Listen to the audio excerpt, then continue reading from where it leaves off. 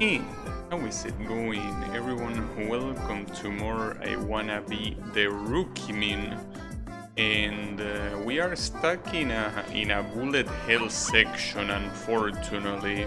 Well, I don't mind bullet hell particularly, but the issue is that it's bullet hell with platforming, so I'm not particularly very good with it, unfortunately, but an attempt will be made. Currently the issue is the second attack of this boss. To be precise, the way this boss works is by basically timeout patterns. So every time that the timer goes to 0, the pattern stops and another one starts. And apparently there's 3 in total, judging by the health bar. But the problem is that the second one is way too hard. It really doesn't seem to leave you too much room for dodging. It seems that it just, you know, it just fills the whole screen with stuff. And there's not much you can do about that. I mean, I try different strategies, but there really isn't much you can do. You can only pray. Though, something that I didn't try, hold up. I think that to get here, there were 2 of those big things, those big bullets that I had to shoot to open up a portal. Maybe that's what the game wants me to do, to shoot those big bullets. I don't think I try that, hold up, because if that works, it could change things quite a lot. I don't think that did anything though. Well, even if it did something, it's not like I can see them amidst all the bullets. No, I think that doesn't actually do anything. Damn, that was a good idea, come on, why didn't that work? Well, in fact, bullets in general seem like they do absolutely nothing. So unless there is one of those specific things that you get, like this bean stuff, unless one of those interacts with the boss in a particular way, there's not much I can do, which is a shame. Damn, I can't believe shooting doesn't work. I thought it was gonna be the ultimate idea, but no. I guess my creativity is not as good as I thought it would be. And what other buttons did I have, by the way? B and okay. Maybe the beer is gonna do something. No, I don't think this does anything aside from cluttering the screen further, as if it needed any more cluttering, you know? So for some reason the sprite of the kid looks a little bit weird. It's like his face is melting. Oh, now it looks normal. Well, that was weird. Huh. Is that because of the beer? No. Huh. Weird. Alright. But maybe I should stop trying to look for alternate solutions and actually get good. It has something to do with the scaling of the pixels. Yeah, but it only happened there, like now it's not happening. So I don't know what was the issue. How is it going, Wasabi? Here there is no shortcut to victory. The shortcut is non-existent. But man, I'm getting absolutely cornered. I mean, I can try jumping on the top and see if that makes it easier, but there are times where you just get cornered. Because your Y position had a different decimal point than before you jump. Huh. And that was because of the beer? Or maybe it was because of the rocket punch? Huh. Well, I don't think it was any of that. I wonder why my vertical position had a different align. Huh, that's weird. Hey, I guess it can happen. Wow, nice, well done. Maybe it's because I landed badly. Or maybe I went in one of those platforms. I didn't realize. Not sure. Even if it was deformed like that, I don't think that it will matter too much, since the hitbox is not even the sprite. The hitbox is a lot smaller.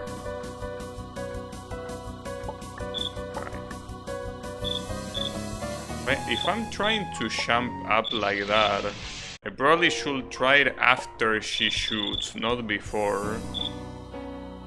But yeah, I'm kinda... I feel like I'm in a... How do you call this?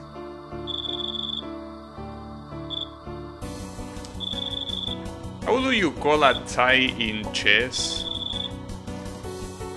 I forgot. Well, whatever. But I feel like I'm stuck.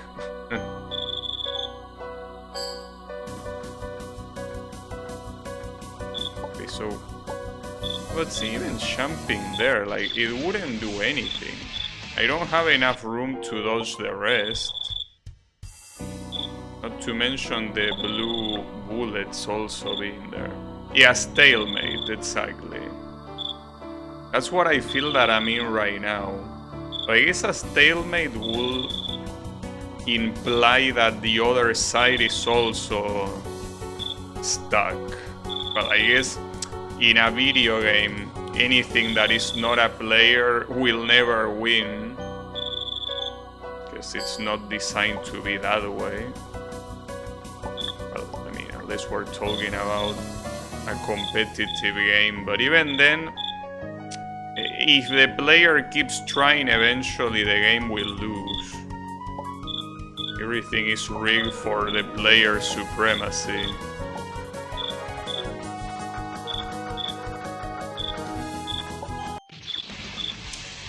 And that was so dirty. But see, the problem is that that already took me a lot of brain power. Like, surviving until then, and I got lucky multiple times, so I legitimately don't get it. I mean, I probably do have to make use of the platforms, but it just looks so genuinely hard. Do you know, Wasabi, if the hard mode affects the bullets in this boss fight? Like, is the medium mode easier here? Because I feel like otherwise this would have been tagged with more difficulty. I feel that this probably wouldn't be tagged as being 50 something if this is the difficulty that everyone plays. Because I'm surprised. Like, this is legitimately hard. Alright, so what happens if we go to the top? Because the boss still stays... Nah, but it's a clusterfuck. I will assume the fight is easier, but not the bullets themselves. So by that you mean that probably the timer is shorter, right? Because I cannot deal damage, so the HP cannot be lower. This is not an HP based boss fight. How haven't you gotten -1 rank yet? Well, there are multiple things, but it's mostly that the attempts here are a lot longer, so even if it looks like I've been stuck with this boss for 1,000 attempts, in reality it's more that I'm probably in the 50s. Like, I haven't been attempting this boss that much, but every attempt is minimum 30 seconds. Well, unless I die here, which sometimes happens. Also, it seems that the Y line has also gotten fucked here. I don't know what causes it. Maybe the way you get warp into this. Sometimes it's sketchy. Well, even if it says rank -1, it's not like I expect that to change absolutely anything. Like, it didn't do anything with the giant robot, I don't expect to do anything with this one. But yeah, this unfortunately just looks impossible, dude. I wish I was exaggerating, but this looks genuinely impossible. Though, hold up. I want to try something, though I don't know if I can... Okay, I think that I can go back, but not... I can go back here, but there is no portal to go back. Wait, I can shoot that thing? What for? Huh? That's weird.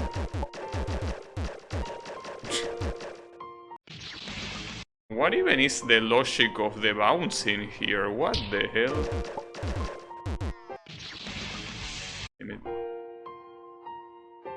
I want to see if I can put it on the... Okay, it doesn't warp into the frame, so unfortunately... Well, and now it's completely out of the screen. Well...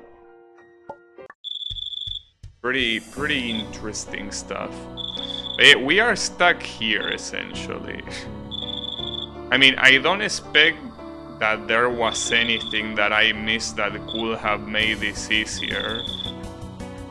But damn, it's just so hard. That's why I think that there's something weird going on. This will be tag a lot harder. Well, tag, rank, whatever word you want to use.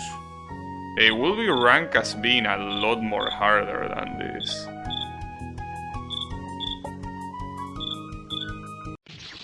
I thought that wouldn't touch me, but it did.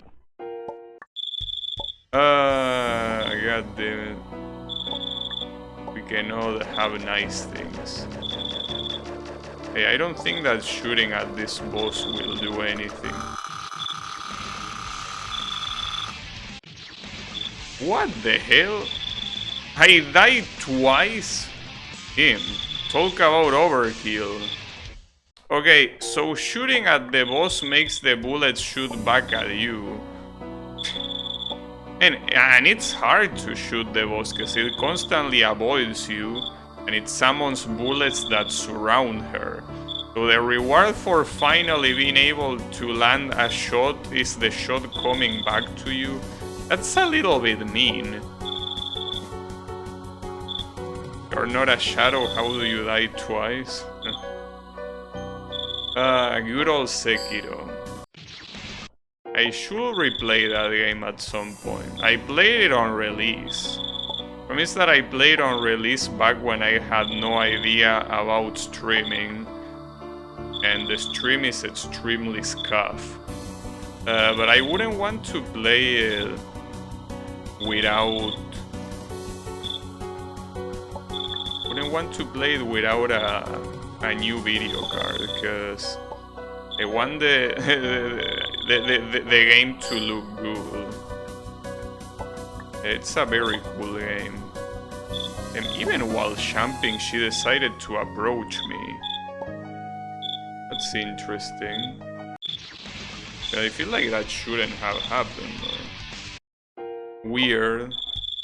I'm very tempted to try the rocket punch. Not like I would expect it to do anything, but I really am looking for alternate solutions because I just cannot believe this boss being this hard.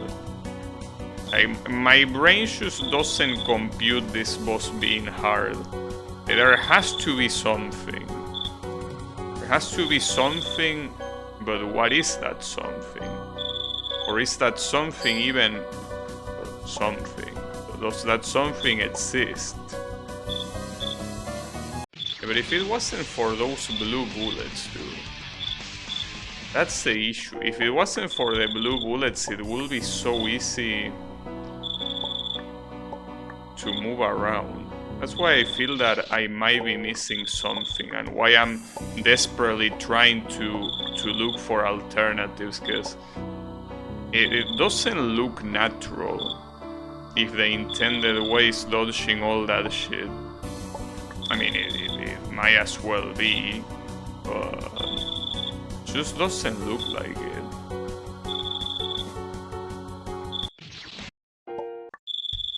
Well, if I try anything extra, though, it probably should be for the second attack, since the first one is clearly not an issue.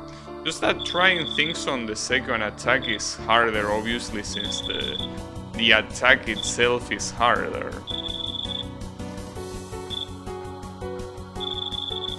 But yeah. We might be in trouble.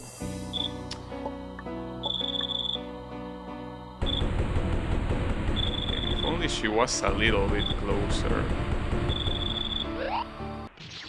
No, it still doesn't work. Like, that sound effect that you heard is basically the game telling you, no, you cannot damage. So that's the Mario sound effect, the one when you kill a Goomba.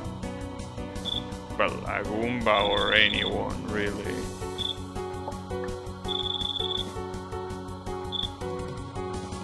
For some reason, we cannot have nice things.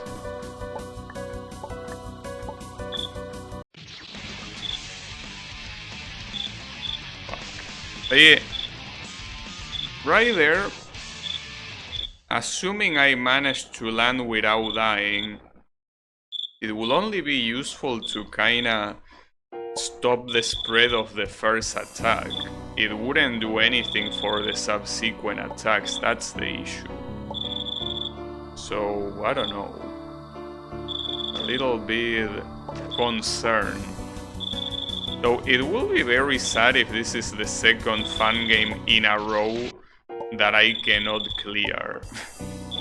Just the needle one, I guess it makes sense since I most likely overshoot. I did something way harder than what I normally can, but this game shouldn't be outside of my scope. That's the surprising thing to me. This game should be well within my capabilities, and yet it isn't looking like it. So yeah. I don't know how medium could change this fight. You deal no damage. The timer is 30 seconds, so the only possible way this fight could change is if the patterns are different. But Wasabi says that it's probably not the case, so I don't know how it will be easier. I don't think the timer will be lower, though the timer being lower will make the fight easier, yes, that is correct. It will make the fight 100% easier. Mostly because if you needed to survive something like 20 seconds, I would have beaten it at least once. That second attack at least. That's, I guess, another thing that that makes me a little bit confused. Why is it the second attack? Like, how could the third attack be? Like, will the third attack be even more fucked up somehow?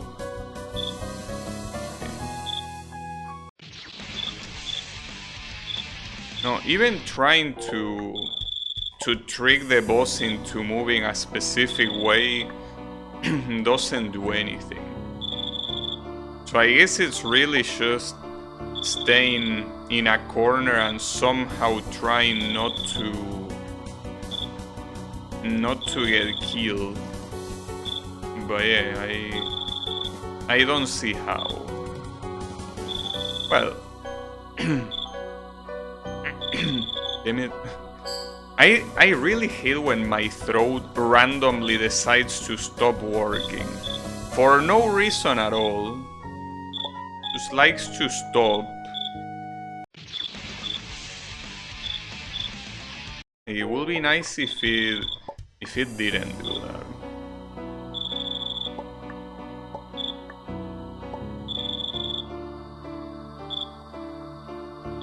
Something that I do wonder is, what do random keys do? Because there might be a key to... Oh, this is... that's to become green or red. So, aside from that, is there anything else I could make use of? Oh, well, I press Q. Q in this game kills you. Well, and R resets, obviously. Okay, no. I press every button and none of them do anything new, so... No, there is no shortcut. It's basically... pure bullet hell. It really will be...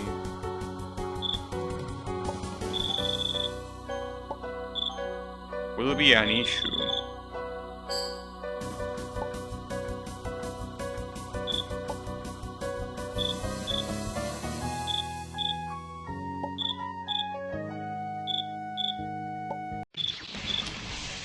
Promise that it might be... well, it might be, no, it is too late to change the difficulty.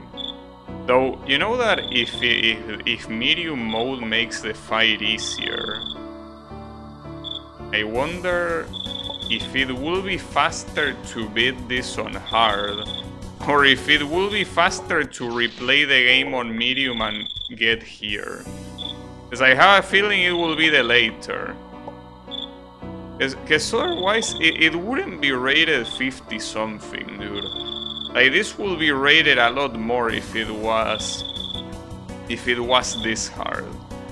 I just cannot believe that I'm this bad. Like, no, like, it has to be hard mode making this harder. It has to. I just refuse to think I'm that bad. It's also one of those games that has a lot of reviews. Not like it was just a few people that rated it. But yeah, as of right now, I'm a little bit in trouble. You can blame Camellia too for that fact. Yeah, I am aware, but if anything, that's a good thing. That you know. You have more people reviewing it, so you can get a more accurate representation of the difficulty. I guess I will start shooting randomly, hoping that it does something, because it might not hit the big bells, but maybe it hits something else. What will it hit? It won't hit shit. That's what it will hit.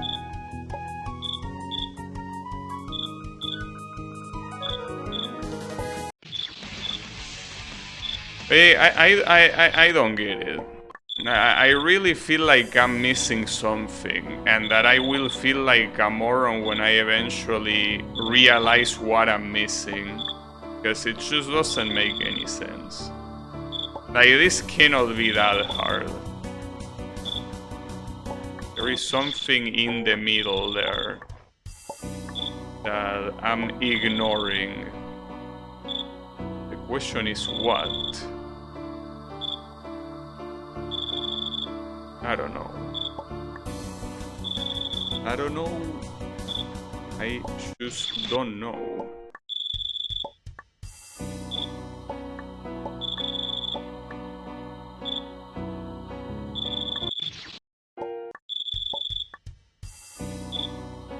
Well, even though I want to believe I should be able to beat it today, if I cannot get past this thing today, I'm not gonna keep trying. But man, that will be a very low blow.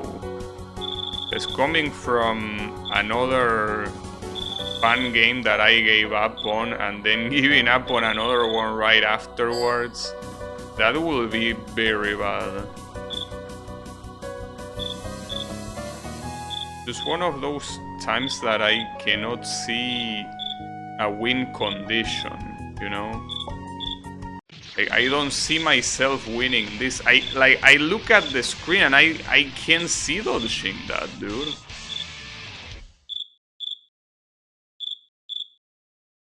God damn it.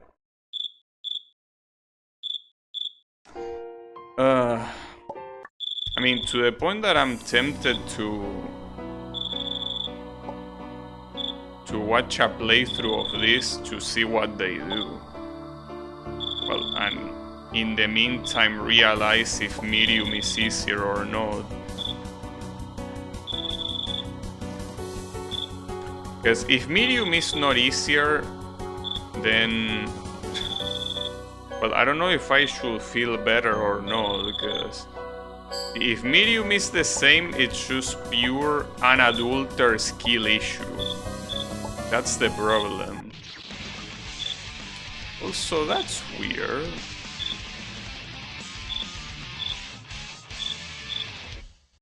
Why wasn't she running away from me there? Why? What? So I guess I'm still not sure how her patterns work, but... Maybe doing something like that might not be that bad of an idea. But you cannot stay that close to her for extended periods of time. You will eventually get caught by the blue bullets.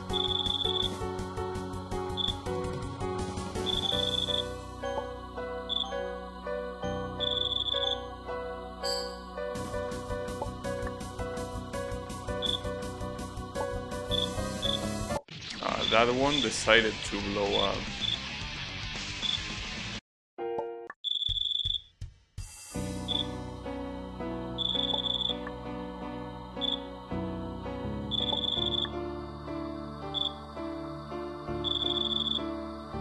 Well, actually, I think when I reach the 1 hour mark, I'm gonna do it. Because doing this for the rest of the stream doesn't seem very productive at all. Because I cannot do anything with how I currently play, so if I don't get a newer strategy, there ain't much I can do. But yeah, as you can see, trying to make one of those big bullets disappear, like, you are in the clear at the beginning until eventually you get cornered. It's just that instead of being cornered in the actual corner, you get cornered in the middle. But at the end of the day, I survive less by doing that. I mean, I think the longer I've been able to survive was what, like 10 like, well, technically 20 seconds, because survive until the 10-second mark. But yeah.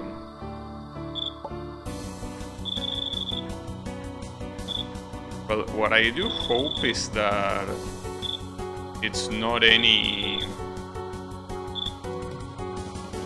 item that I might have missed, because it could be an item that I miss. If it's an item that I miss, there is no other way than replaying the game.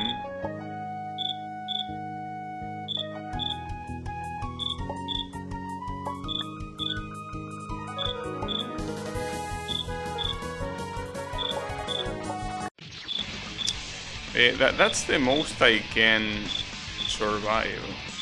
You don't remember, Wasabi, when you play this game about this? Is it really just surviving? Like, there's nothing else other, like, am I just bad at dodging and that's it? I feel like there has to be something else. I don't know what that something else is, but there has to be. Just refuse to believe that I'm getting this badly skilled check. You know?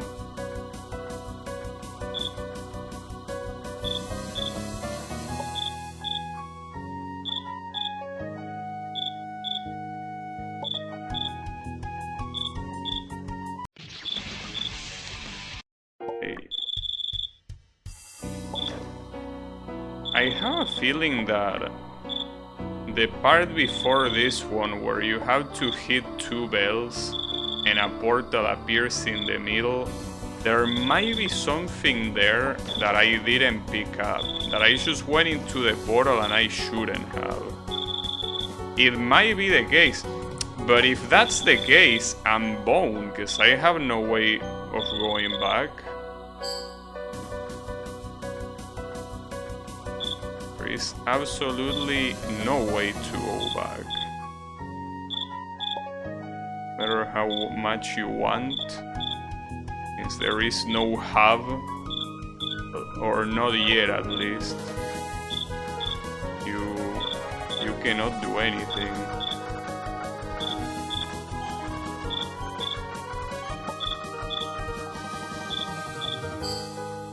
I survived that, but I don't know what comes next. Oh, well, that's pretty cool. Jeez.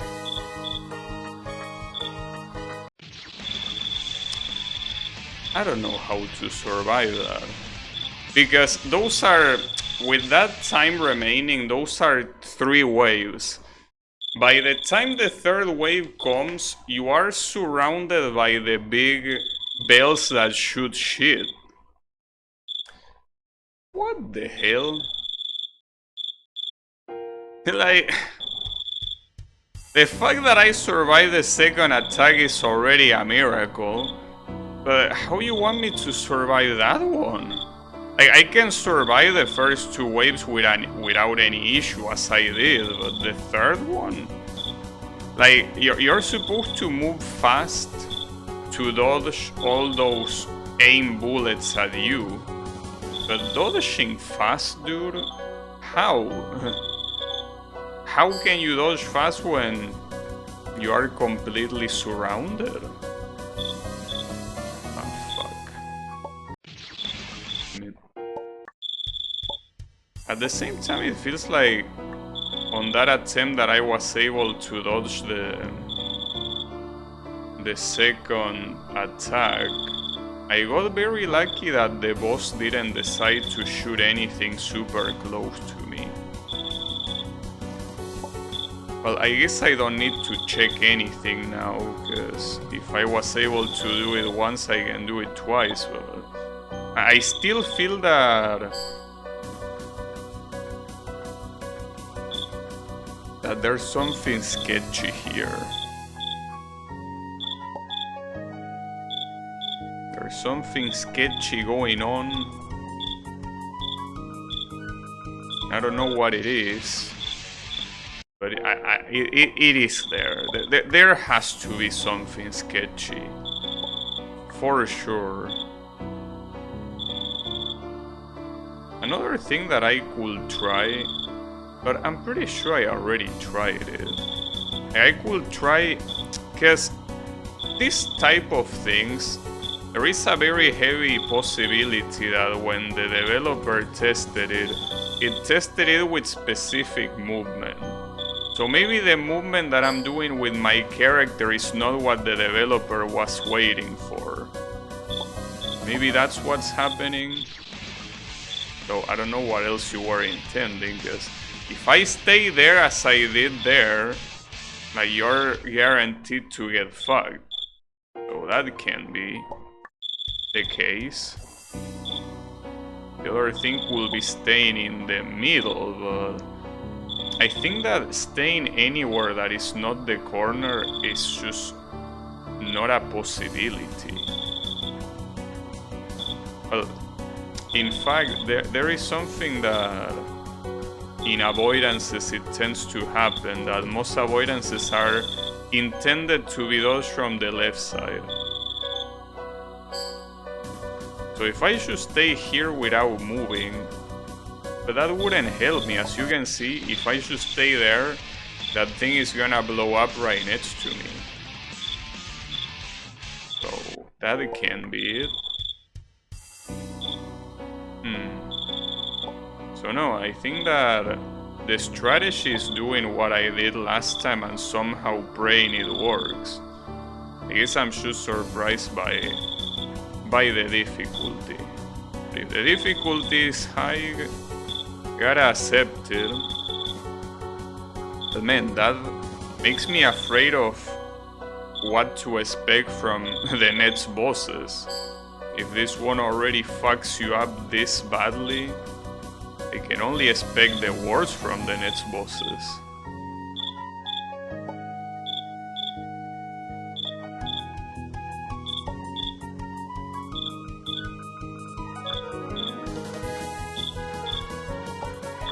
Jeez. Him, dude. And I tried to survive a lot there. It's just something else.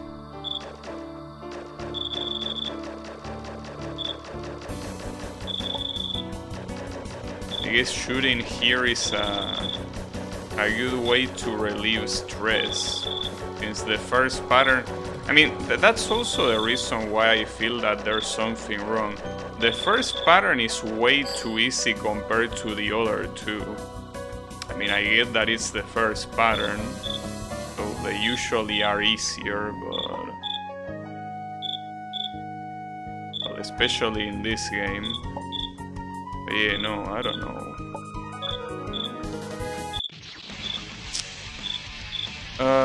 Damn it, dude. We cannot have nice things, it seems. We just cannot.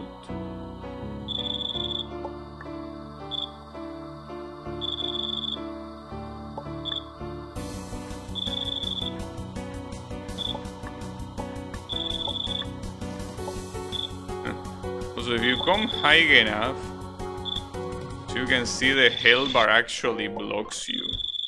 I think that's very heavy proof that you're not supposed to go there. At the same time, the platforms have to be there for something, but I don't know for what. Like, so far they prove to be worthless. In fact, it's way more deadly to approach a platform than it is to not do it.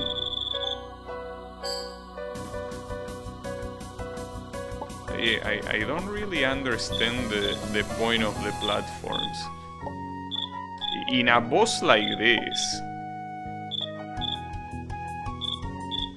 I can think of many other bosses where the platforms obviously make a lot of sense, but in a boss like this one, what's the point of all these platforms? That's also another reason why I'm thinking that I'm doing something wrong. Like, maybe you need to redirect the big bullets more or something, I don't know.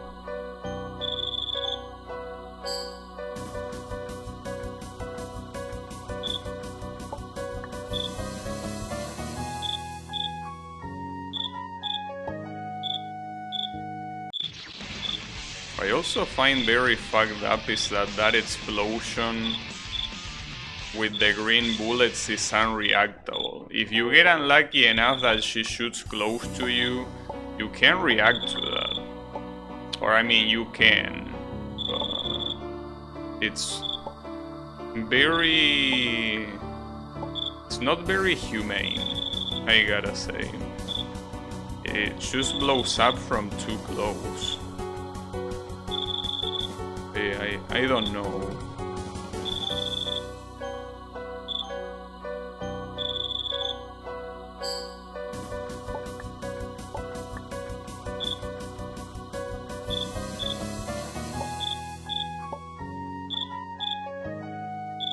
If only she will exclusively shot from the top, will make this fight so much easier.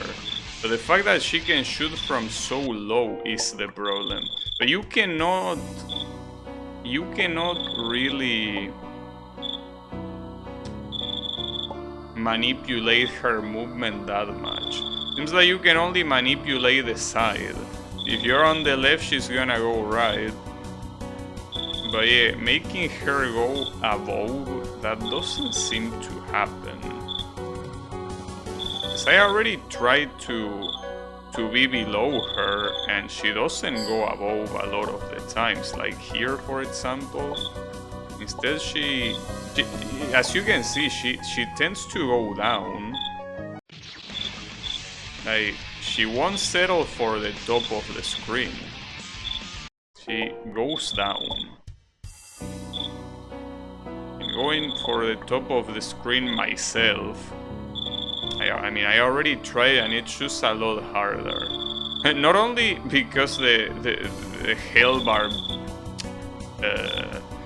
blocks your vision, but you don't have that much room to move. And you also get very tempted to fall, but falling when all those bullets are there seems impossible. Also, making the bullets stay with a hitbox until they fully disappear is a little bit of a shit move. Because by doing that, you're essentially making bullets very hard to see at the end. You want to make it a cool disappearing effect, but the only thing you're doing is making it harder. They should stop having a hitbox the moment they start disappearing. Well, like it usually is in the case in most games. I don't know what to do. I will check a video though on the 1 hour mark. Something doesn't add up here. It cannot be this hard. But yeah, as I said, if it's an item that I don't have, the only thing I can do is give up and get another save file. Start another save file. So I wouldn't want to do that personally. But there is no way to get an item that I miss.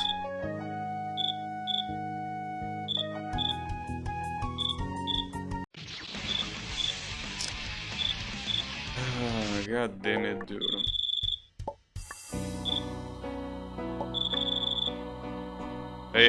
The rank -1 also hasn't appeared.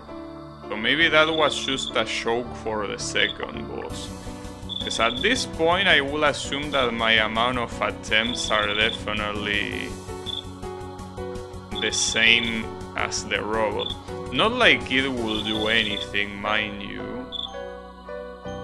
But I mean, well, I mean, yeah, that's the thing. If it wouldn't do anything, why would I care about that? It would just not do anything.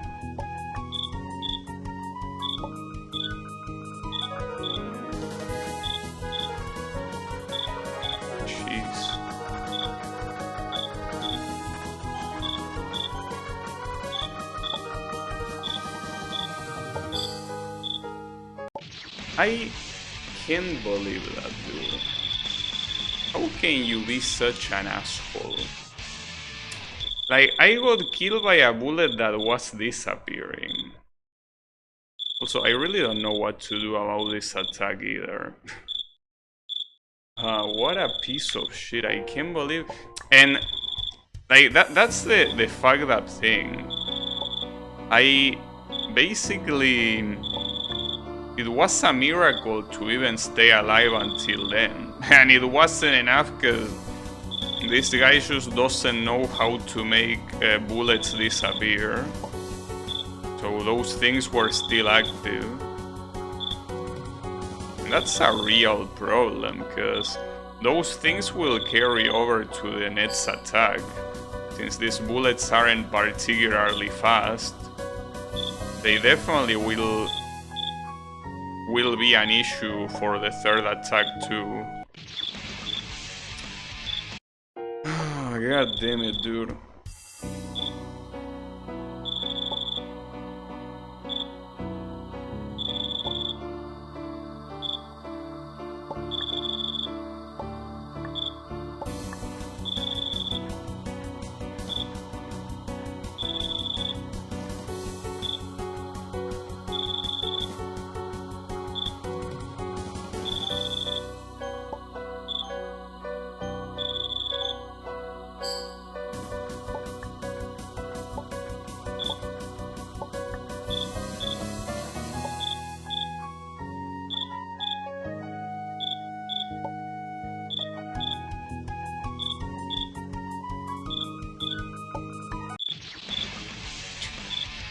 Also, there is something important, I guess, that it's that every time I manage, well, every time, those 2 times I managed to dodge that second attack were on the left side. So I probably should do that exclusively on the left side. So, see the problem here? Okay, it says rank -1 now. I guess we finally got it. So is this gonna make the fight easier? I mean, it's making it easier here. Definitely. This look like a lot less yellow bullets. Most likely. It feels that way. I'm assuming the nets will be easier too. How does it work? Yeah, it is a lot. Well, actually, I wouldn't say a lot easier, but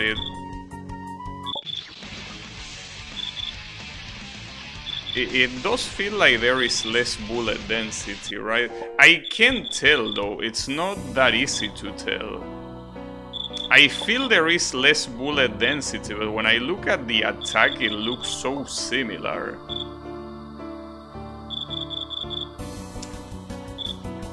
I mean, and it especially doesn't help that the second boss fight was exactly the same regardless of the difficulty. It's making me doubt that this one is changing too, but the first attack definitely looks easier. And this one has to be easier as well, but I can't tell what's easier about this. That's the issue. Like, there's definitely less bullet density, I can tell that. But why is there less bullet density?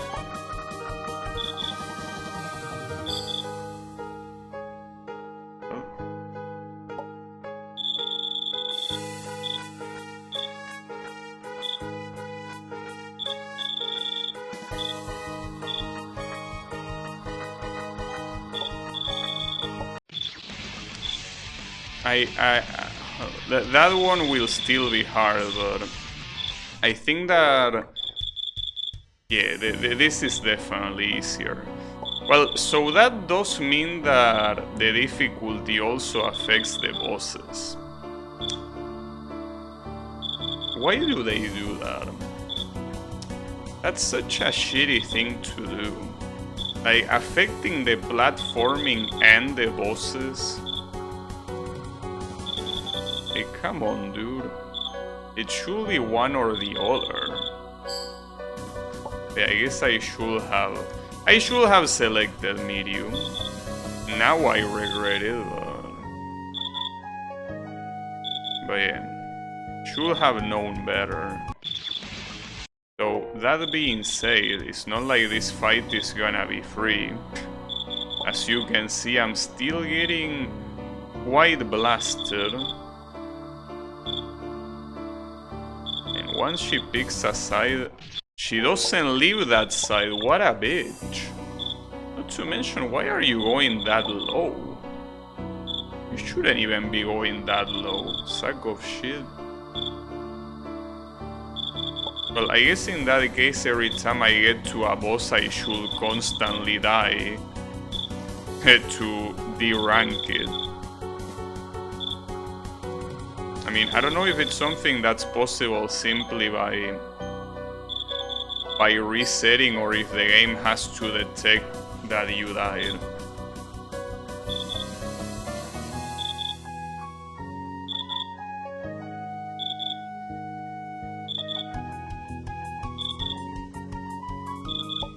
This is the kind of thing that I will have to analyze in the VOD, exactly how these patterns are changing. Exactly what's making them easier, because I wouldn't be able to explain it. All I know is that they are easier, but I don't know why.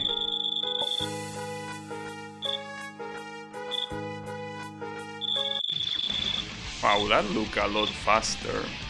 God damn it. But yeah, I definitely got this now.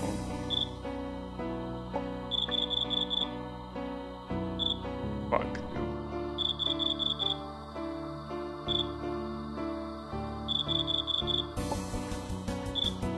I also feel that I should be able to de-rank the boss myself, instead of, like, in the sense that it should be a choice. If I don't wanna de-rank the boss, I shouldn't. And if I wanna do it right away, I also should be able to. But I'm going again on the right side. Fuck.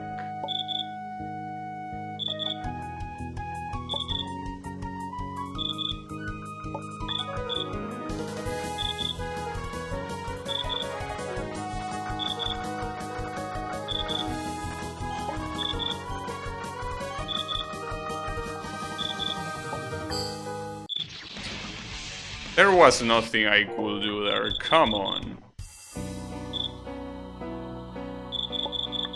Hey, I guess at this point it's not necessary to check any video. I can do it like this, it's not a problem. It is clearly a lot easier.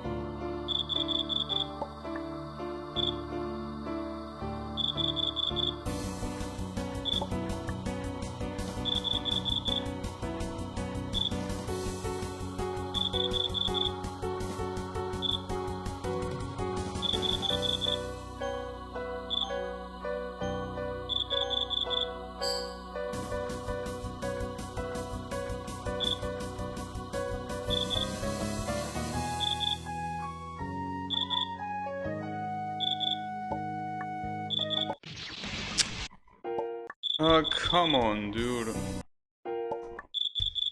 Don't be like this. I also wonder if this is supposed to be an OC, or if it's an actual character from somewhere. I mean, hard to tell. Like, it could be either. It's the type of character that could be from some obscure shitty mobile game. Or it could be something that the guy came up with. I mean, it's not like the design is very original. That's the problem. Like, the design is so... I wouldn't say generic, though. I will be very tempted to call it generic. But it's the kind of thing that is hard to tell. Because if it was a very ridiculous design, I could think, yeah, this character is an OC. But it looks like the kind of garbage that a gacha game will come up with. Though, when this game came out, I'm pretty sure that gacha games were not popular. But I mean, there was shit like Kantai Collection. And you know, just like there was shit like Kantai Collection, there were also a lot of Japanese games like that were not that popular, but they existed, so it could be from one of those.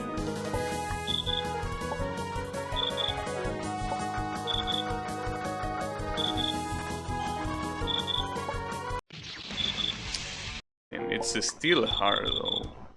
No, wrong side. Go right first and then left.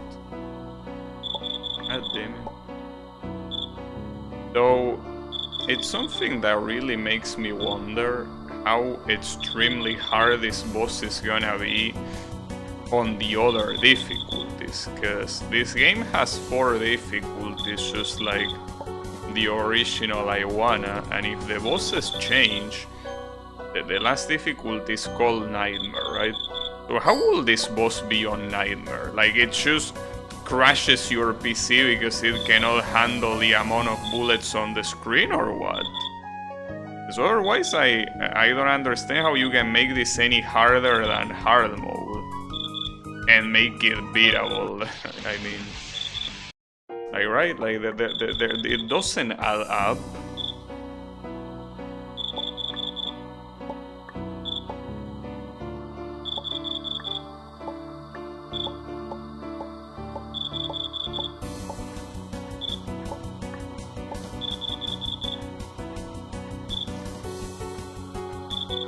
But all things considered, even if the attack is indeed easier, it's not as free as it was looking like at the beginning. I still need to work for it.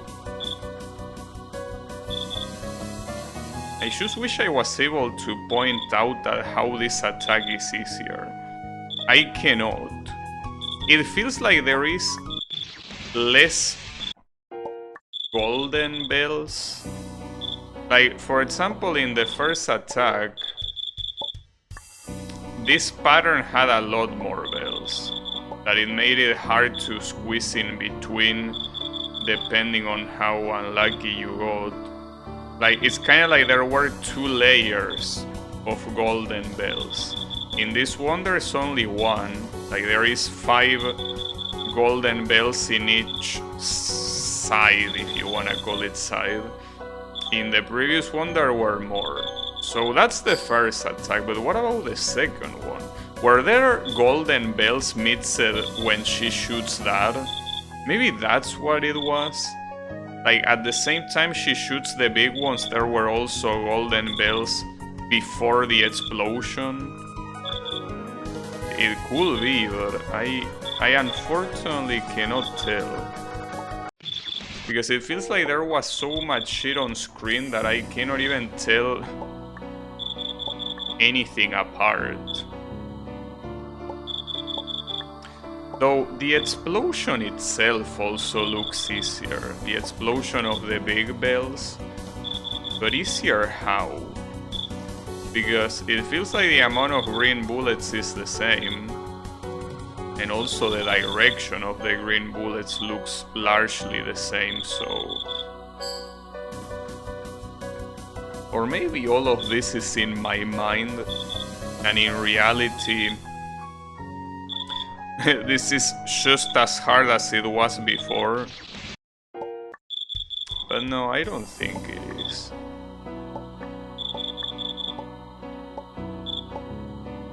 I do think it is easier.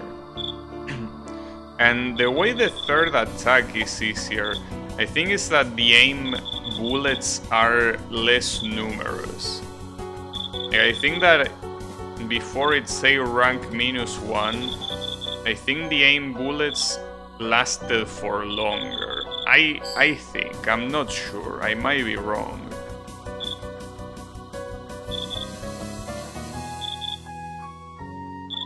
I cannot tell. Another thing that seems to be happening is that the big bells are not going as far. It seems that all of them explode a lot further from me than before.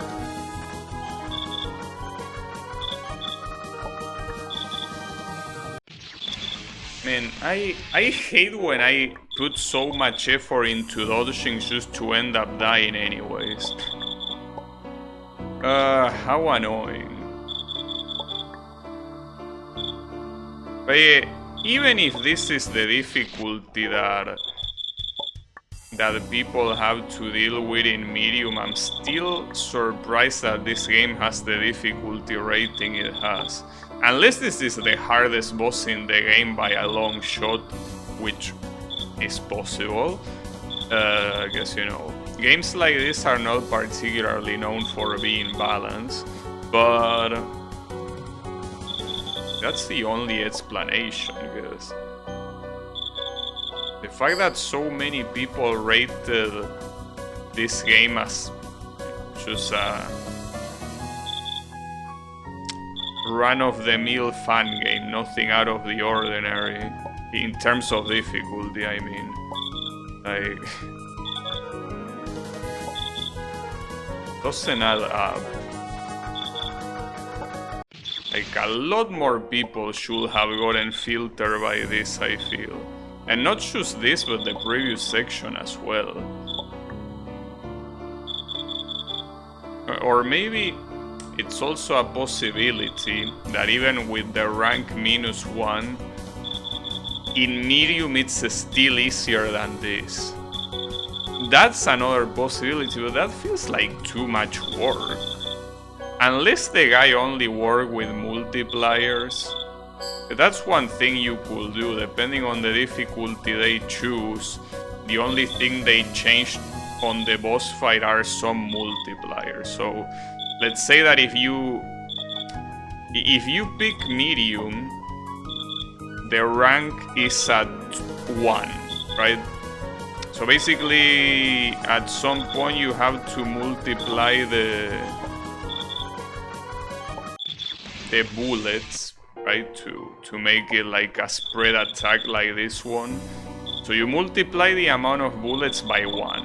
So let's just say that you do 5 times 1, and you get this as a result. But if you pick hard instead, it's the multiplier is 1.5, right? Like that rank. So instead of 5, you get 7 or 8 bullets, right? That's the only thing I could think of, because if he, I mean, considering the production value is not that hard to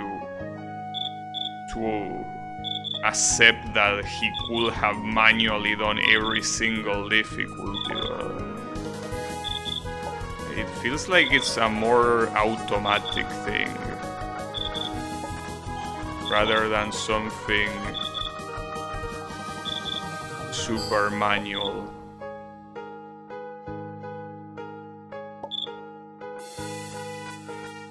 What the hell? Oh, she was so high that the aim bullets didn't even spawn. That's funny. What's not very funny is that, like, I'm surrounded by the big bells, bro. How you want me to dodge that? Well, then, it's pretty interesting that if you catch her being super high, that pattern doesn't even spawn. That's the kind of thing that tells you how badly tested these things are. Because cannot expect the developer looking at that and being like, yeah, that's fine.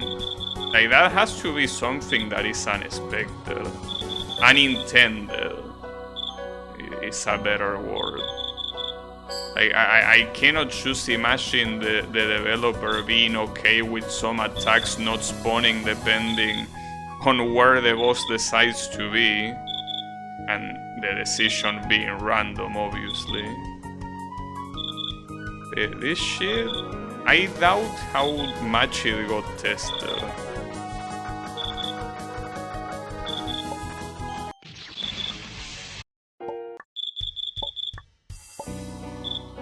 It's something that I don't think it will take too many attempts to figure out, right?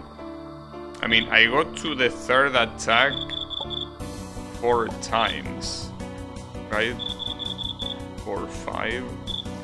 But the point is that if you test the last attack exclusively, you will run into that eventually. And a lot sooner than later.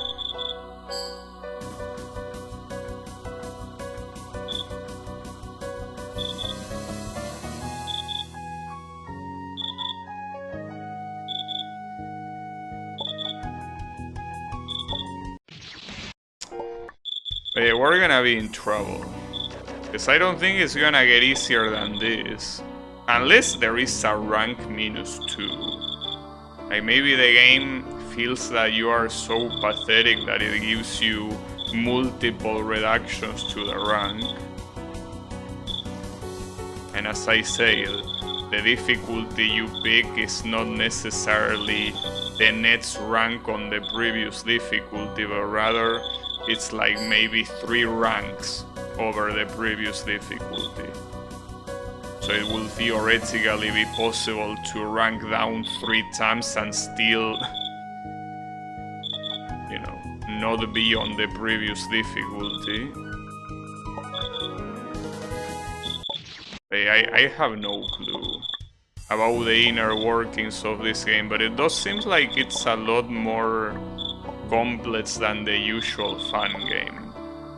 It's definitely not the typical fun game that has little to no effort. This one has effort, but I feel like the effort is a little bit misguided. Though the concept is not bad. Having very short levels with very condensed difficulty and relatively unique mechanics in them, it's not a bad way to approach, but it does feel like there should have been more effort into the balance, probably. Though, that depends on what you mean by balance. If by balance you mean that earlier things are easier, then I guess the game is not badly balanced. But it's just that these attacks feel very, well, at least to me, they feel very contradictory. The attacks want you to do something, but you get something else that avoids you from doing that something.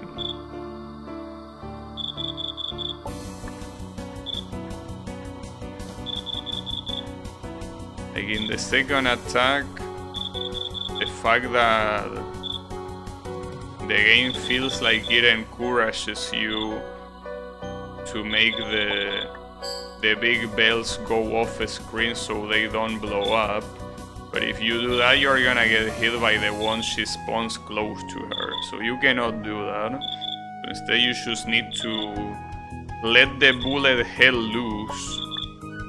They let it loose and go wild and fill the whole screen. And on the third one, you have the aim patterns that require you to run away as fast as you can. But at the same time, you have the big bells making sure you are supposed to not go fast. You need to stay as far from them as possible and dodge them slowly. It's one or the other. You cannot do both. Hey Draynor, how is it going?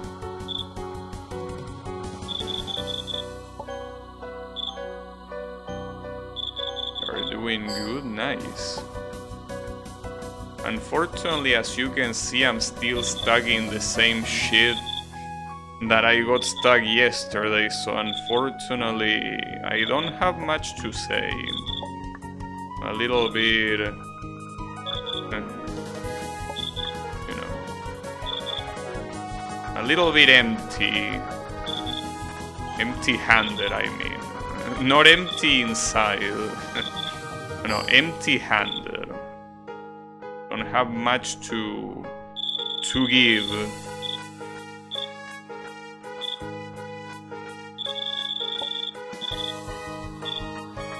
Shit, dude. I don't know what to do there. And I thought that this shit has gotten easier. And maybe the second attack did, but the third one, like, there was one time that I feel like I got lucky with the third one, but... How about you? I don't know.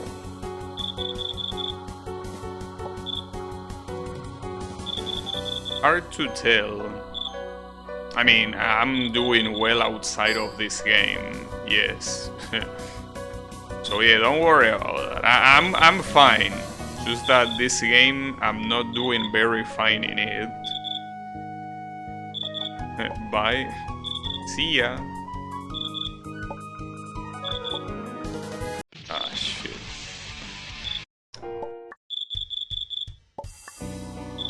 I really want to keep restarting like this to see if I can trigger a rank -2. But even... like, first of all, I don't know if it will work this way or if it needs to kill you. But even more importantly, I don't know if there is a rank -2. Forgot to make a new video yesterday, so I'm gonna need to get 2 clips done now.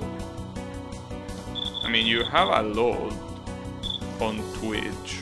Why don't you do the Gran Turismo clip? That one was clipped by Wasabi, I remember. I was playing Gran Turismo 1. It was on a night circuit and there was a CPU opponent that for some reason intentionally tried to crash me at full speed, and it was pretty funny.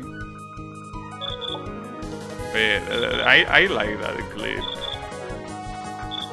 You just have a terrorist CPU trying to kill you mercilessly. Already got some clips from yesterday's stream, but I can use the shitty one sometime. Yeah, basically I just recommended it in case you needed a recommendation. But yeah, that was a good one. I mean, not like Gran Turismo is known for having good AI, but it's crazy the way it's a missile. Like, the guy just throws himself like he was about to do some James Bond takedown with the car.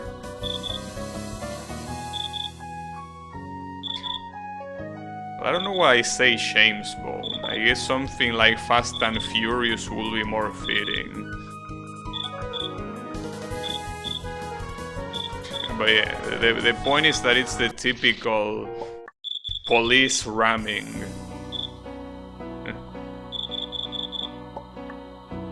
Like the police chase ramming. Crazy.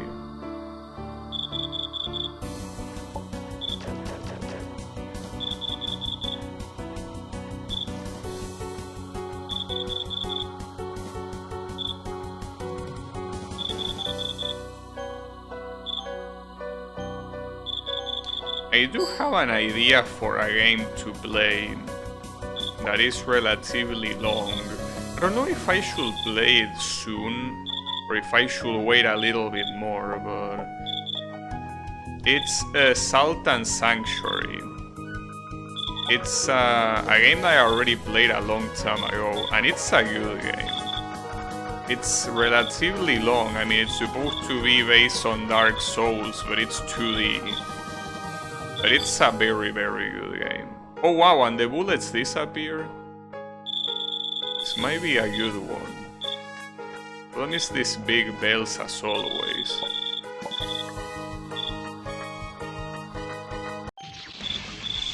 And I tried moving left to redirect the bullets, but that little shit was not disappearing from the screen. Dark Souls co-op? I don't see any point on doing Dark Souls co-op. Like, it's not the type of game that you can choose. Like, it's very shank. You do co-op, you kill a boss, and then you have to put the sign again. And it's... not to mention that if you are not on the same level, it's gonna be very one-sided. It's not that bad. I mean, I played Dark Souls 3 co-op. I mean, the first time I played it by myself, my friends wanted me to play in their worlds too, so I did that, and it's a very shank experience. It's playable, obviously, but it doesn't seem very fun at all.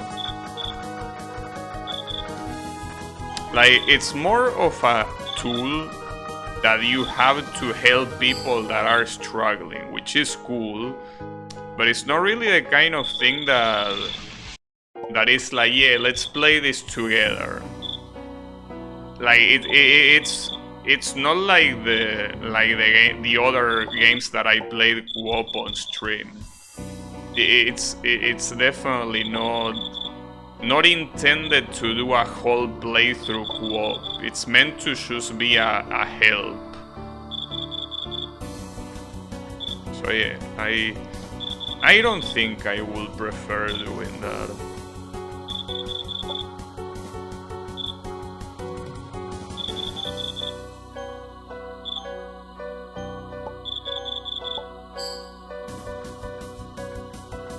But yeah, I mean, thanks for the suggestion. Okay, I'm afraid I'll have to deny it.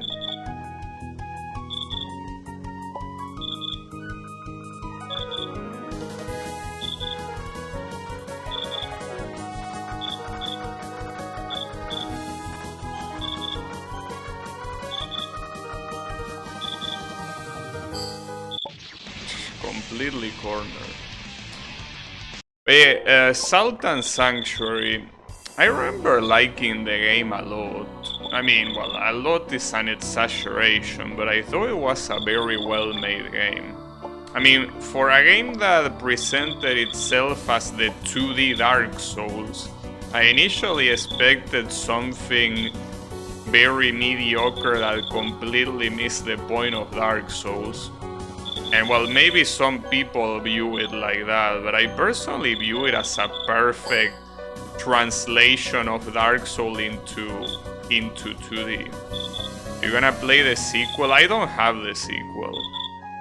I only have the original. So that's the only reason why I'm suggesting that, because I have it on Steam. But yeah. And even if I would play the sequel, I wouldn't play it right afterwards. Definitely not.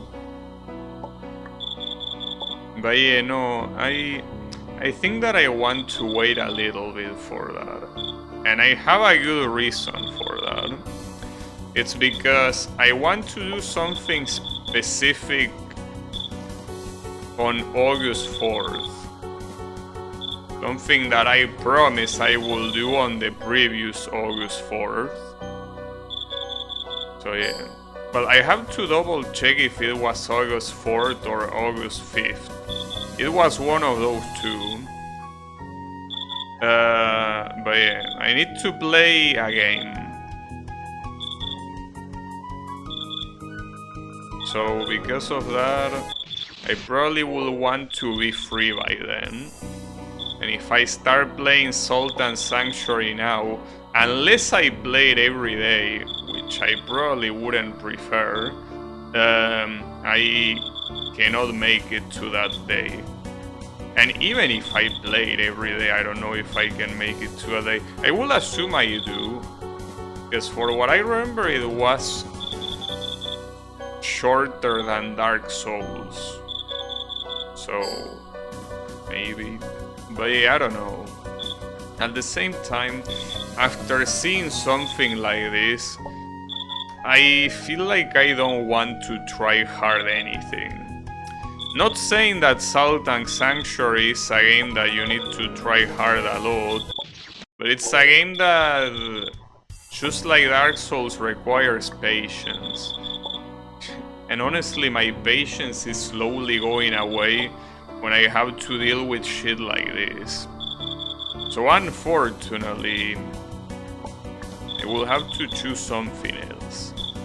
But that's the issue. What is that something else?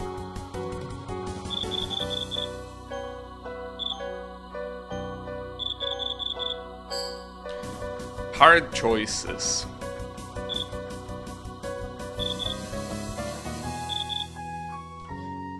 But it's fine. Something will show up.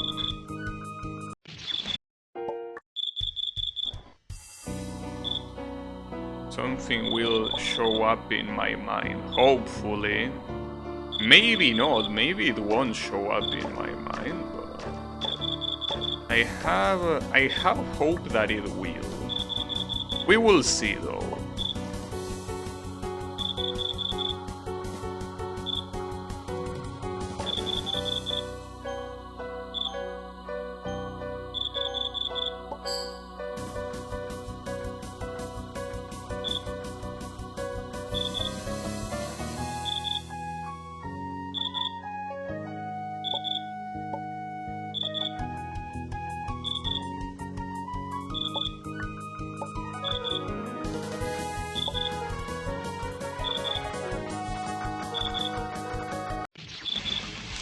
That should not have hit me.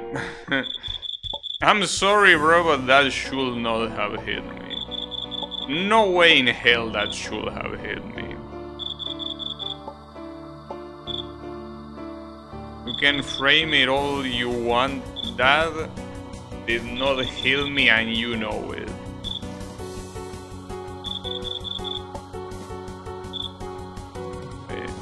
Do as you wish.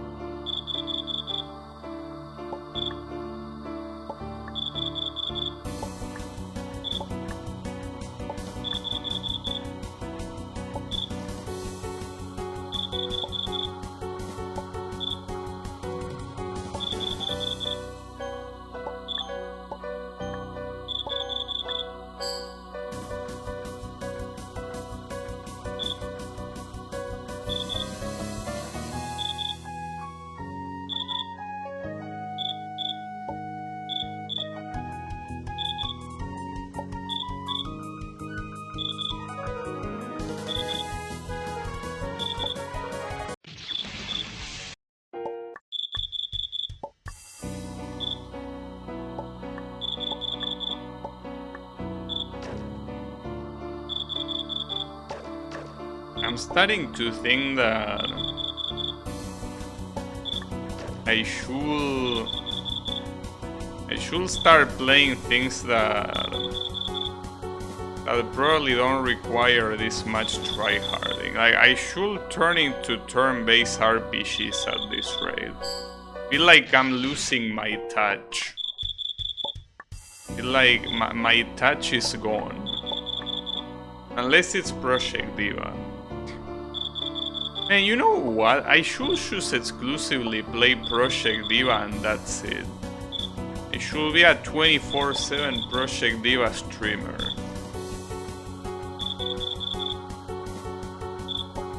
Because honestly...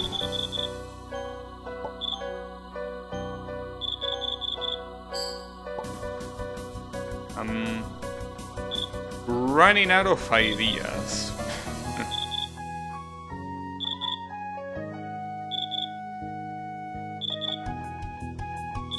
At least there are still some franchises out there that I haven't finished and I could continue. Aside from the recent one being Puzzle Bubble, there is also a Kirby. I abandoned Kirby essentially.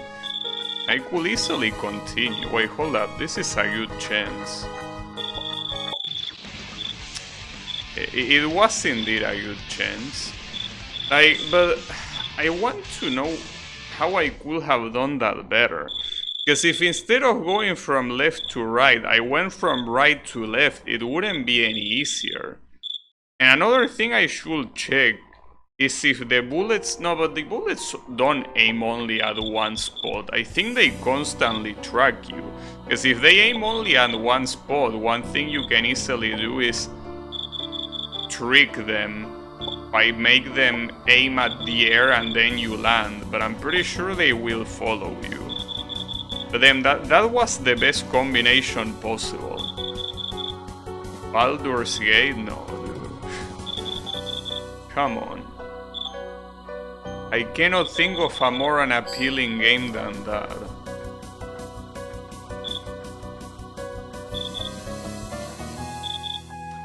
Actually, you know what? Instead of turn-based RPGs, you know, I was thinking about another game. Just I don't remember the name of the game. Where is it from? Huh. Okay. Yes. This series, because it has multiple games on it, believe it or not.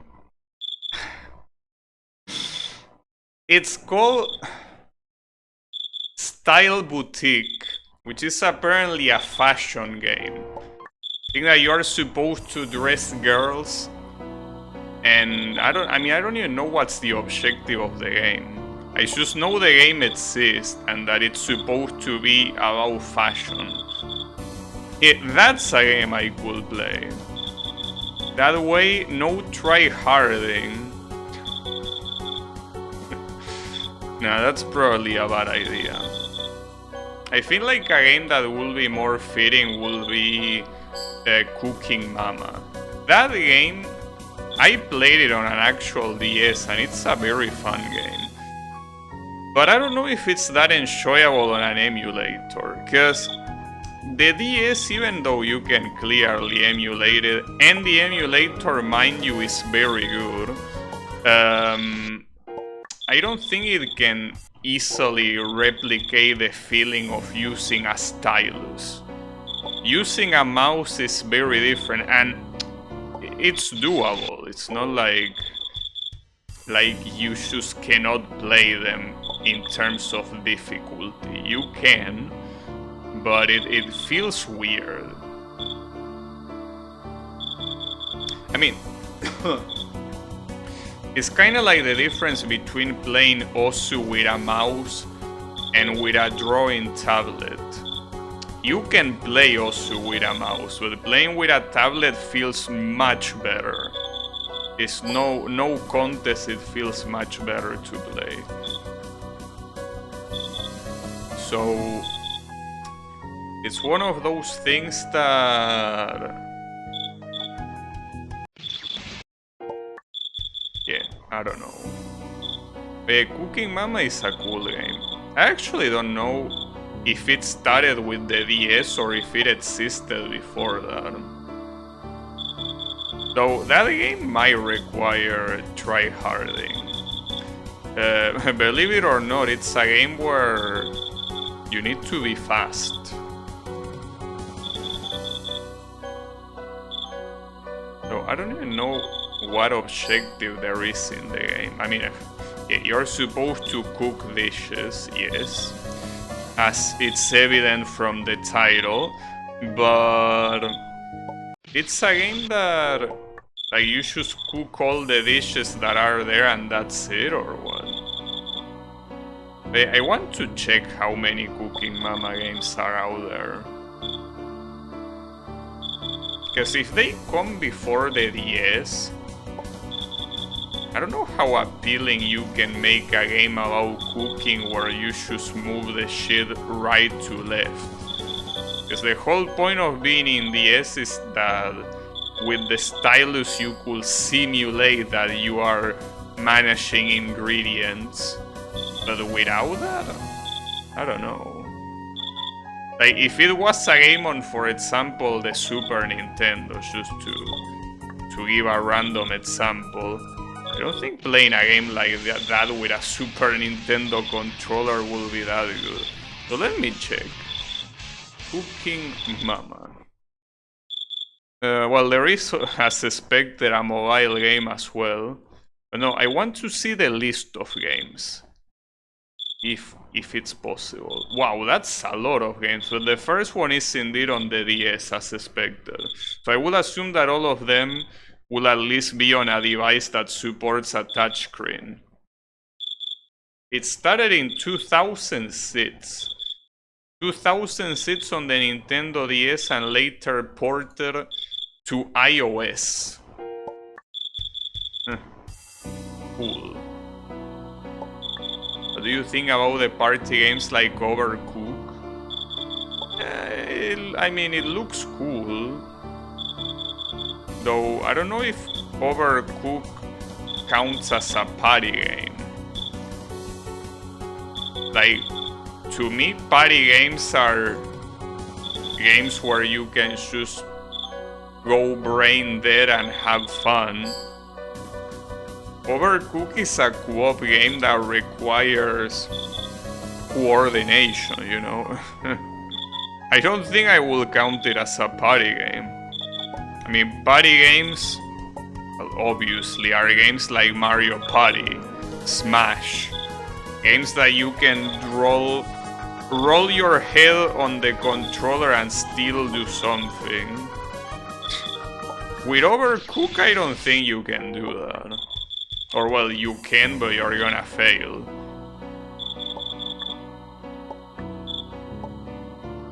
But yeah, it's a cool game, I guess. I mean, I saw someone play it. Depends on how sweaty you wanna get. Well, I mean, I'm pretty sure just by beating the game you need decent coordination. Like, you at the very least need to pay attention to what's happening. You know? Something that with most party games you don't. You could just be talking about random shit with friends, barely looking at the screen and still beat it. Or beat it or finish it, right? There is a ranking system. If you wanna match that out, you're gonna do quite a bit. Unless the sequel is different, I don't know.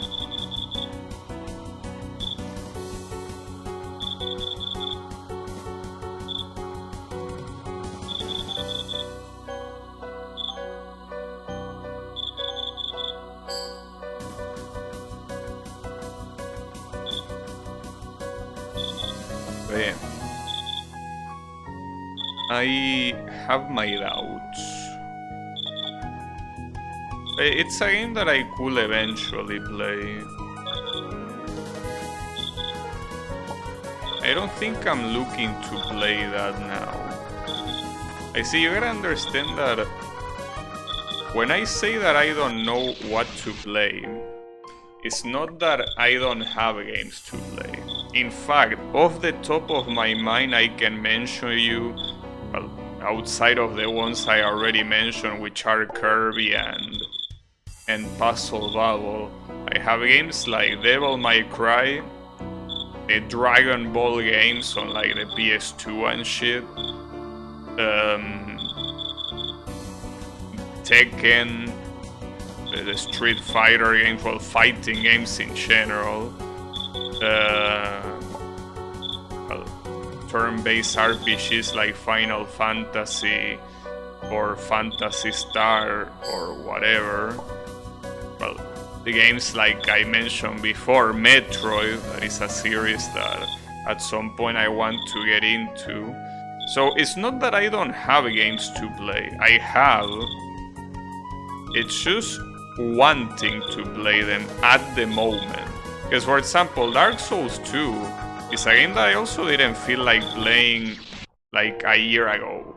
Like a year ago I was like, yeah, I need to play Dark Souls 2 on stream at some point.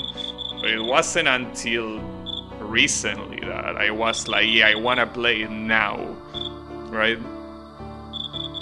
So it's not the lack of ideas, it's rather the lack of wanting to play it. Well, lack of wanting, I don't think it's a proper expression, but yeah, it's just not knowing what to play because I don't know what I want to play. It's about that. Because yeah, options I have many, a lot in fact. But yeah.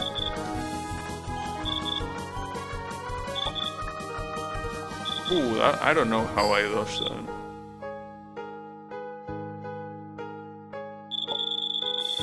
Okay, that thing does track you constantly.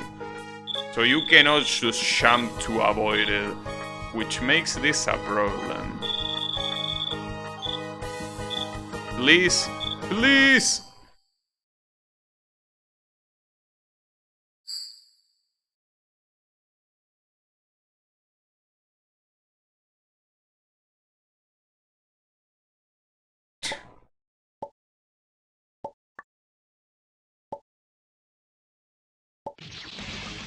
Team, I don't know how to dodge that one.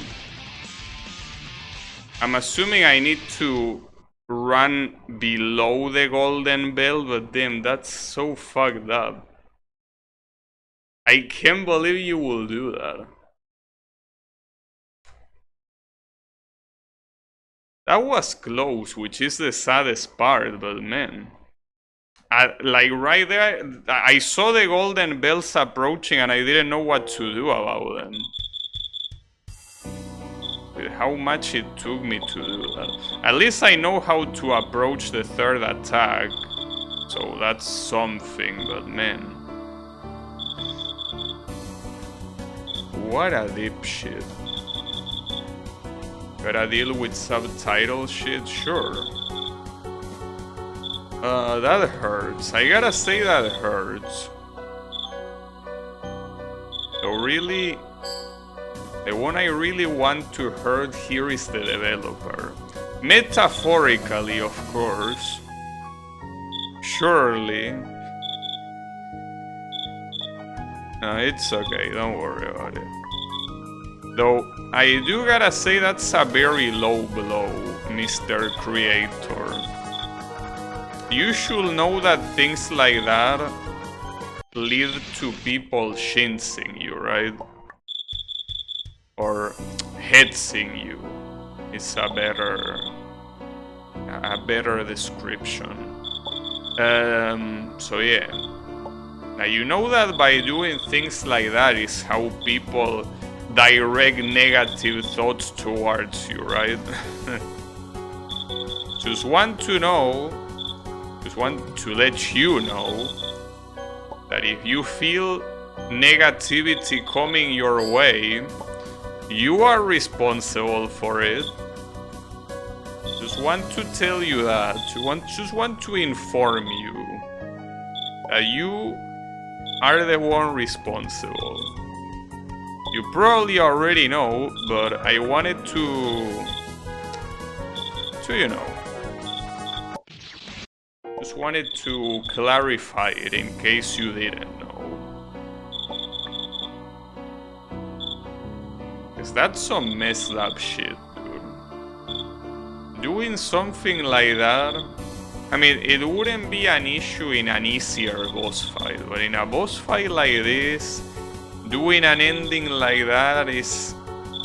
You are just asking me to send you negative thoughts. And I am. As I speak, I might sound calm and collected, but I'm currently sending many negative thoughts towards you. But yeah, just wanted to let you know.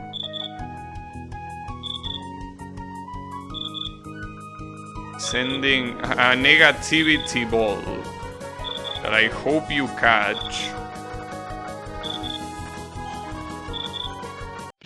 You catch gracefully.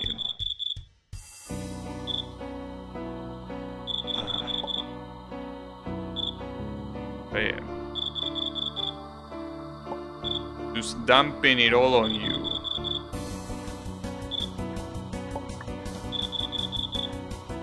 Because, like, you really...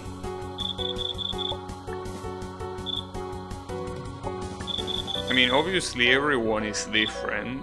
And obviously, these are in its majority troll games. But I really feel like I wouldn't be able to do something like that.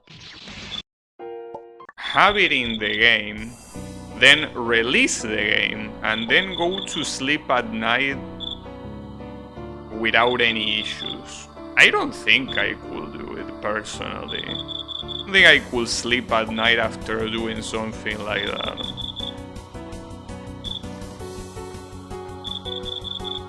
But hey, if it makes you... Maybe it makes him sleep better, even. Maybe after something like that, this motherfucker has the sleep of his life. Maybe it's through suffering that he can sleep well. The suffering of others, of course. But yeah, just want to tell you that this suffering, I'm sending it to you. I'm sending you all of my negative thoughts, all of them. You might be far away, but negativity is very powerful. Being like 30,000 kilometers away from me won't save you from that. It won't.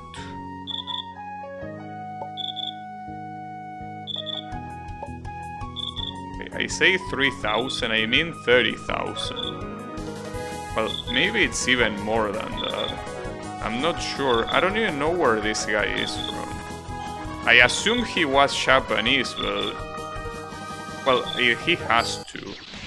Like, this game is uploaded to a Japanese website. Like, it's uploaded to Booth something. I mean, to download this game I needed to have a Pixiv account. And I did, thankfully. But... yeah, it has to be Japanese.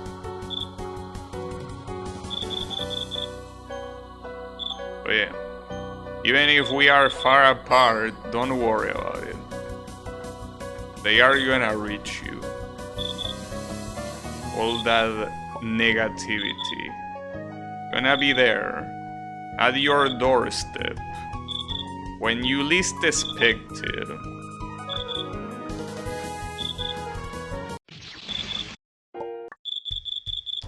I don't know how far Japan is from my country. I say 30,000, but that's because it's a big number. It could be more, since it's literally on the opposite side of the world. I think 30,000 is the difference with with like the north of the USA. But I'm not sure. I mean, I will check Google Maps, but I'm a little bit lazy to do that. Because Google Maps usually takes some time to load and all that shit. And also, every time I go, they change something. So I don't know if the way to put point A and point B is the same as before. Well, I mean, it shouldn't be that complex. I wanna believe. Nice bells. Thanks. How is it going, Yannick? I'm just here molding a little bit.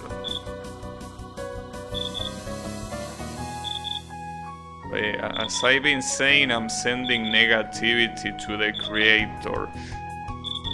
Maybe we can do it all together. Like, you know, I can be like Goku with the Genki Dama, but except of the Genki Dama is the... I don't know what will be the opposite of Genki. Genki is supposed to be like positive energy. I don't know how you will call the negative version of that. I know that you have something that is called Kegare, but that's impurity, it's not the same concept.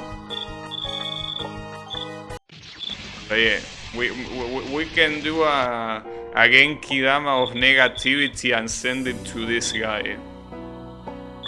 We just collect all of the salt from everyone here and shoot it. And then when he blocks it, you can see.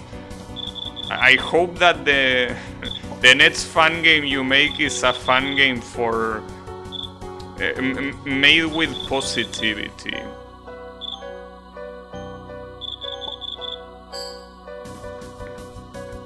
Then see ya later, and you know, he just dies of negativity.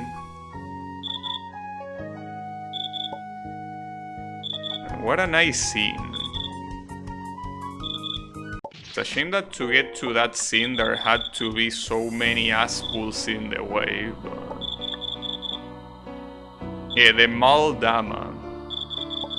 I don't know if Japanese even has a dictionary of antonyms. I just want to know what the antonym of Genki will be. Because usually, if there's something that Japanese has, it's a lot of terms for very abstract shit. So they most definitely have a term specifically to refer to negative energy. I don't know. I mean, I will assume that it might even have the key ending, like whatever word it is. But it's not Gen, it's something else.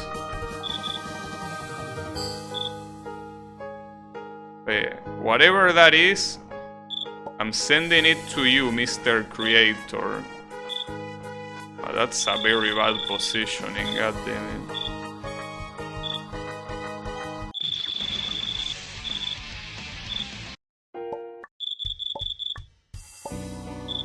You know what? I'm gonna Google it. I'd rather do that than fight this stupid ass boss.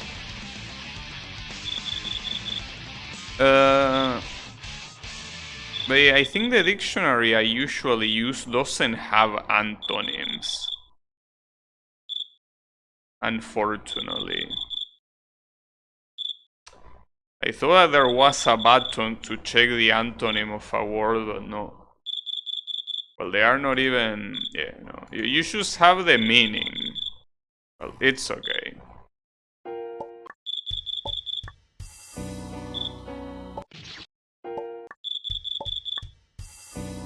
Hey, can you believe it that after this boss is dead, the piece of shit decides to throw a final attack that fills the screen with garbage? It's almost hard to believe, but it is true. This guy for some reason did that and then went to sleep without feeling worried even a little bit. Like, without any guilt. He released this game and the night afterwards went to sleep like a baby. No worries, no regrets, no nothing. Was just very happy. He released this game on the wild.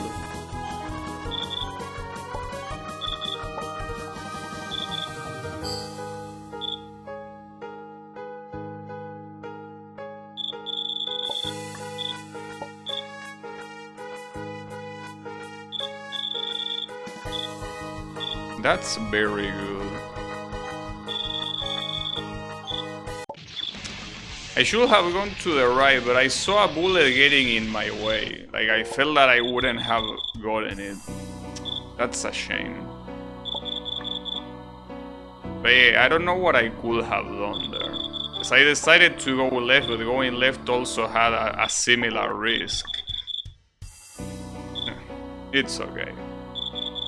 Don't worry about it.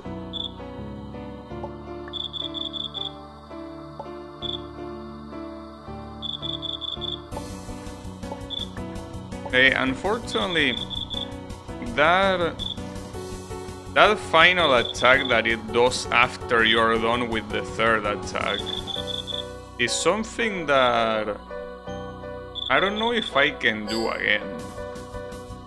Well, I say do again as if I had done it properly, but it feels like it's one of those things that you have to ride on the beginner's luck. Like, the first time you do it is the one where you are the most focused, because you don't know what to expect, so you are fully seeing everything and trying to react as much as you can. But I have a feeling that when that comes out again, I probably will get killed at the beginning of that attack instead of being able to survive until the end. I hope I'm wrong. And I think there is also another interesting detail about that. It might be random where the boss summons that attack, because if I remember correctly, the attack spawned from the boss, but the boss has random movement up until the very end. So it could be random if you get a good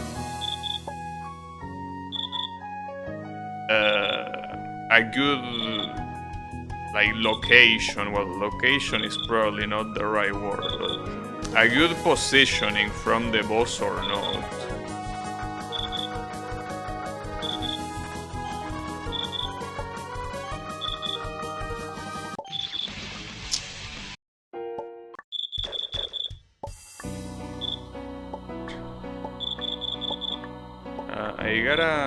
I gotta say I'm a little bit frustrated right now. Just a little bit.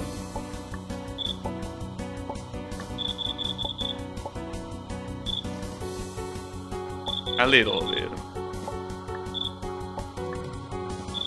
No, just a very little bit.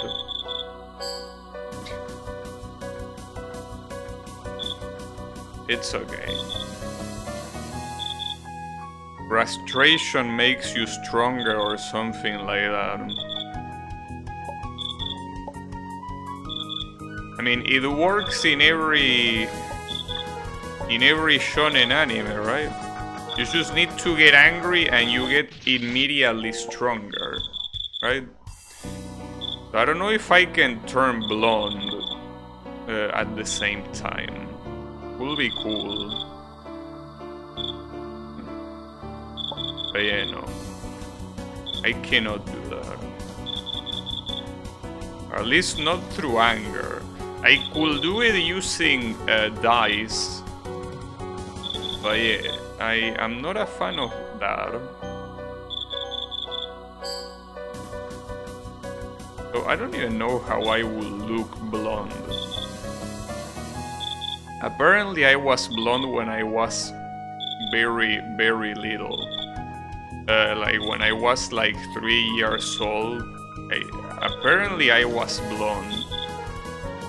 And then I wasn't anymore. But yeah, pretty cool. It happens.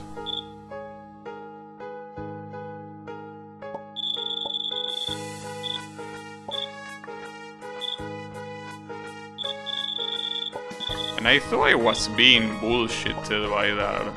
Or that my parents were blind or some shit. But I heard stories of people that also reported that. Speaking of anger powers, I finished a season of Shield Hero. And what did you think? You like it?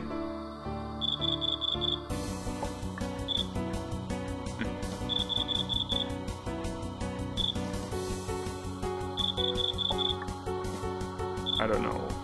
I also know if there are more seasons or not. It can be cute, but the protagonist is an ass clown. I mean, that's the case for most anime nowadays. The protagonist is an absolute insufferable bitch that is just there for, you know, people that are just as annoying and pathetic as the protagonist to self-insert. There are obviously a lot of exceptions, but it's something very common nowadays.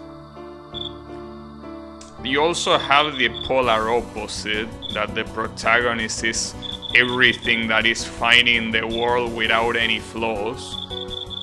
But yeah. A good example being MF Ghost. MF Ghost, the protagonist is such a... it feels like a parody. Like the protagonist is basically presented as the perfect person. Like the most perfect motherfucker on the planet. Too pure to for this world. Well, that's absolutely ridiculous, but at least that sort of protagonist makes more sense. Because you want the protagonist to be someone with good qualities. It's just that taking it to that extreme is a little bit ridiculous. But hey, it's okay. It could be worse. It's just like me. I mean, those are the two type of self-inserts. You basically have the insufferable bitch that is also, you know, very coward and very shitty. A lot of people are like, oh damn, this guy is just like me. And you have on the other side the absolute perfect protagonist that is for more delusional people. But yeah. It's okay. It's hard to have protagonists like Goku or even someone like Luffy. I don't like One Piece at all, but I do admit that Luffy, at least it's a fun protagonist. They basically choose meatheads. There needs to be more meatheads as protagonists. I mean, they were a very common thing at some point, but I don't think they are that common nowadays. Even comedy shows don't tend to have them. They basically having the good meaning guy that is a complete moron. It's a cool trope. And Goku is basically the representation of that. But yeah. That's the sort of protagonist I wouldn't say it's my favorite though. Though if I had to think about it, I don't know what type of protagonist archetype will be my favorite. And I'm not just talking about anime, I'm talking in general. I don't know. I mean, as I say, at least in video games, the character that I can tell you that I like the most is Dante. Which is a cocky asshole that can back up the shit he says. And that doesn't really take many things seriously. I like that. Just that's a character that is hard to do properly. Especially in passive media. Because if you have someone like Dante in an anime, well, Devil May Cry has an anime, but my point is that a protagonist like that just looks like a Garry's too. Like someone that just cannot be stopped, that it's kinda boring because everything goes his way. So at least in Dante's case, he can be funny sometimes. At least you have that. But in a video game, having a protagonist like Dante, I think makes more sense because all of the achievements are in part yours as well, because you're the one controlling Dante. In that way, it feels less like a Garry's too. But I guess that's the protagonist I would appreciate the most, probably. But those are protagonists that are not very easy to do properly. As in a lot of times, I mean, it's hard to make funny characters. Especially characters that are supposed to be funny and at the same time they are supposed to be part of the spotlight. Because it's very easy to just have a character be the punching bag of the show. You just have a secondary character that is the butt of every show. Yeah, that's not hard to do. But to have the protagonist be the one that is funny is hard to do it properly. I personally think that Devil May Cry does it properly, at least. Could be better, especially in the first game that the dialogue was a little bit questionable. But yeah, I do like that sort of protagonist.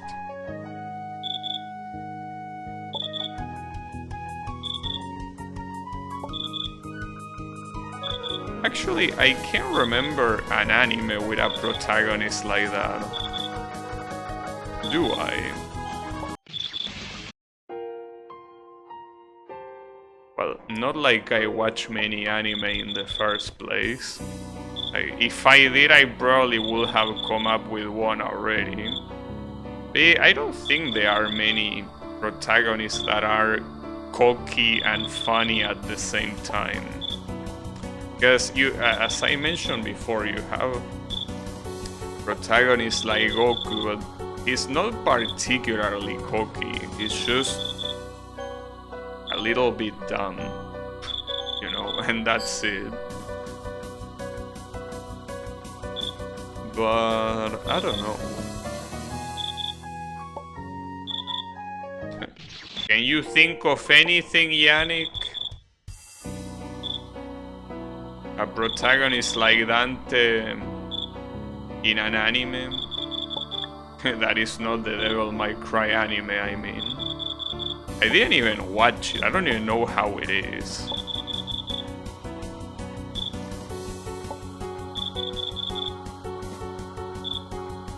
Good question.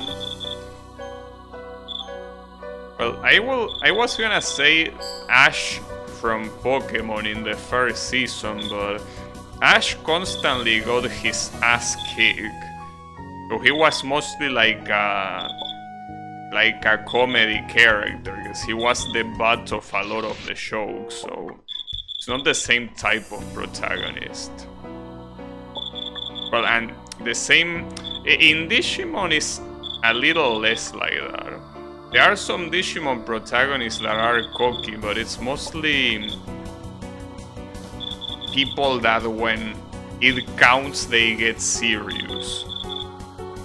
And usually when they get too cocky, they get their shit pushed in. So yeah, probably not that. Sonic. Well, Sonic is a good. Actually, that's a good idea. Like, I know that you might be thinking it like a show, but yeah, Sonic is. Sonic is definitely the type of character that is supposed to be, you know, to be doing stuff well and also is cocky. So yeah, not a bad answer. Good stuff. I should watch Sonic X at some point. I watched it when I was a kid, but I only watched like the last arc because it was the one that was airing at the time. I did not watch the first ones. Apparently the first ones are a retelling of Sonic Adventure and Sonic Adventure 2. And then the last arc is about some weird ass Metarets, which are some weird robots. But yeah, the point is that I could watch it. I don't know if I should though. But yeah, it's a good answer. It is indeed a good answer. Sonic is also a very specific character. There aren't that many characters like Sonic in general. I mean, obviously you could mention like other like four protagonists like Crash or like, you know, Conker. Well, Conker, that is a dead series anyway, so I don't think it matters. But yeah, I don't think like that. I mean, it's funny to use terms like this for something as casual as Sonic, but Sonic is like an anarchist protagonist. It's a guy that doesn't give a shit about anything. He just wants to go fast. He wants to be free, and he's cocky while doing it. I don't know if there are many characters like that, like rebellious and cocky. Well, rebellious and cocky are very similar, but not necessarily the same.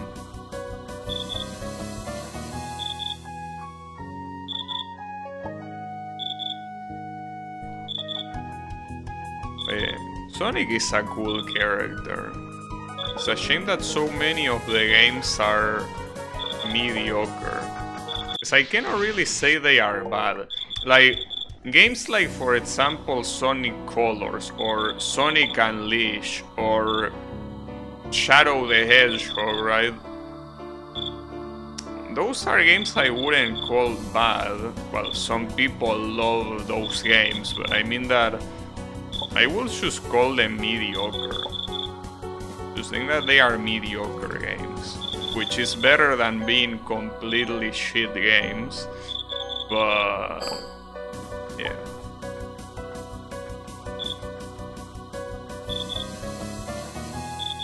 Well, there is also, I mean, at the end of the day, it just depends on what you're looking for. It's just that, at least for me, it's hard to think of those games, as I mentioned, as anything more than mediocre. But it is what it is.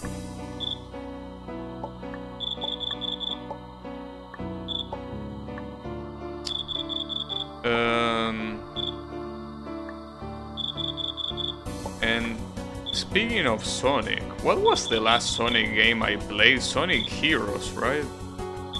Or is that Sonic Heroes? I will have to check which Sonic games got released on the GameCube or the Wii, because the next games after Sonic Heroes are pretty much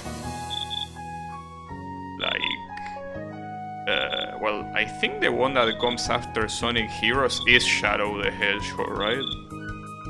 And then you have Sonic, the legendary Sonic 06. Then you have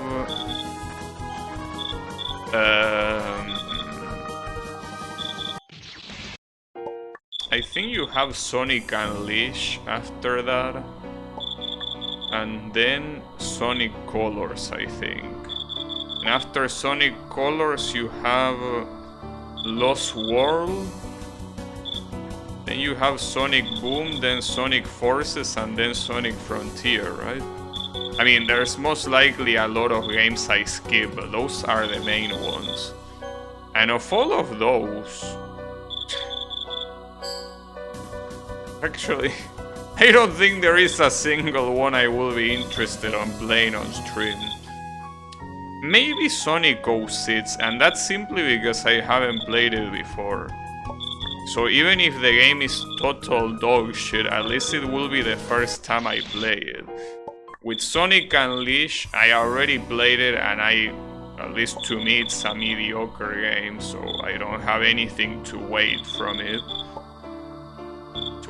To expect, I meant to say. Sonic Colors is the same story, Sonic Lost World is the same story. Sonic Boom I didn't play, but I haven't heard anyone talk positively about that game. Sonic Forces I did play it, and it's also mediocre as well. I did not play Sonic Frontiers, however.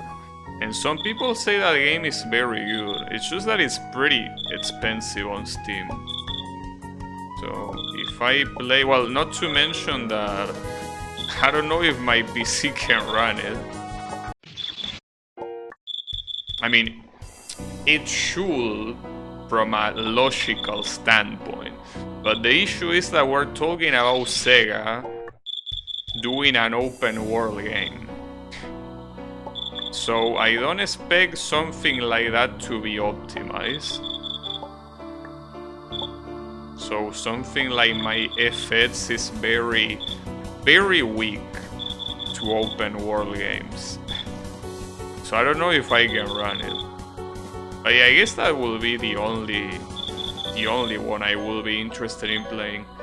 Though, going back to Sonic 06, apparently that game got remade in Unity by some fan, obviously, not officially, obviously. So I could try that, because emulating it is impossible. And even if it was possible, I wouldn't be able to do it with my current computer anyway, so... I could try that though, hold up. That's something I wanna check. Give me a second. Sonic 06 Remake.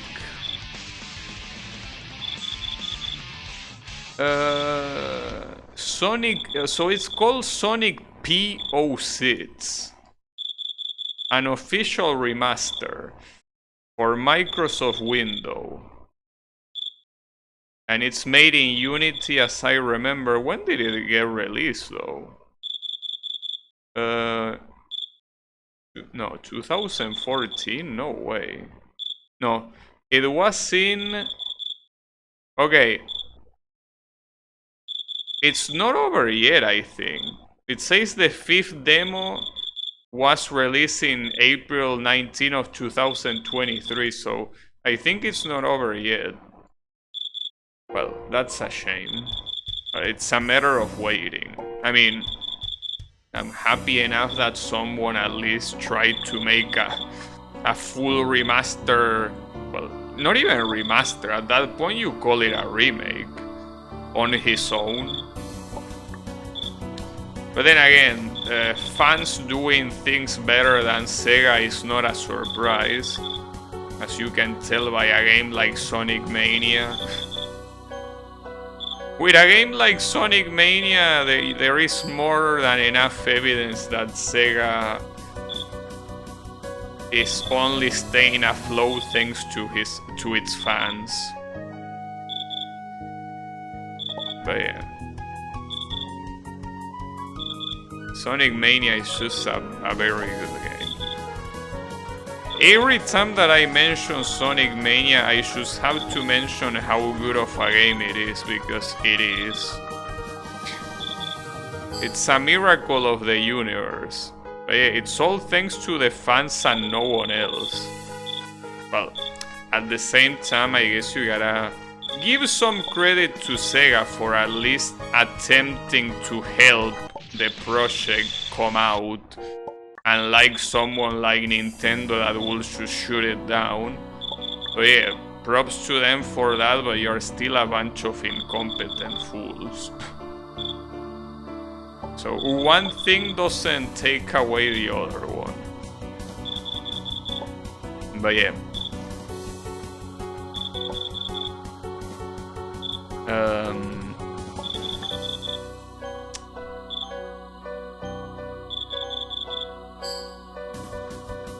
What else was I gonna say about Sonic? Well, I guess if that game is out of the question, then I don't really feel like playing any Sonic game. Because I think I played every Sonic game I like. Trying to remember Sonic games I like that I didn't play, but I don't think there's any. Like, I played the Genesis ones. I play Adventure 2 and Heroes. I play Sonic the Fighter, Sonic CD, Sonic R even. Well, I play the Sonic Advance games. I only like the first one though. Well, there is another game actually that I haven't played, that it's Sonic Rush for the Nintendo DS, but the issue with that game, I didn't like it because like I didn't really play it completely. I only played like the first level some very long time ago, but I don't like that you basically do platforming, but the platforming goes like basically you have the Nintendo DS in both screens is where the platforming happens. Basically having a completely unnecessary division in the middle in a game like Sonic, that's a terrible idea. So yeah, not a fan of that. I don't know, I might have played all of the Sonic games that, well, and Sonic Mania obviously. Well, there is also Sonic and All-Stars Racing Transform and Sonic Riders, and I also play those. I could play Transform again though, because I played that game and I beat all of the events on the third difficulty, but when you beat the game, you unlock a fourth difficulty. So I could play them on that.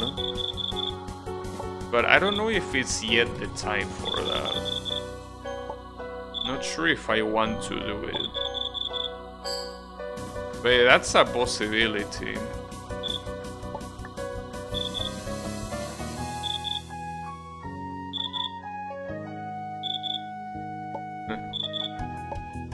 Another game that I also played is Tails Sky Patrol. What a cool game. For being a Game Gear game, that is.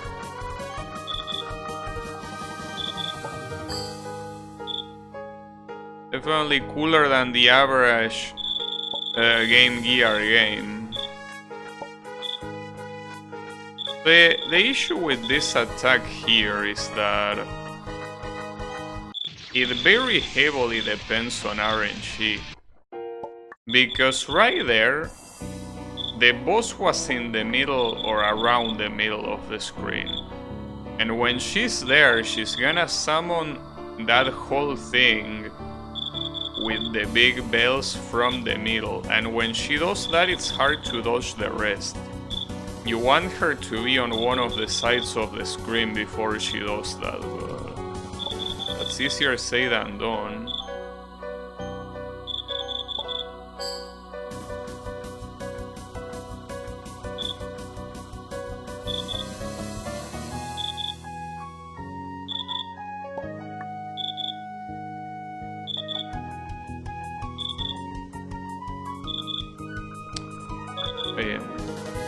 Well, Sonic aside, I have a more interesting question, which might be more important now.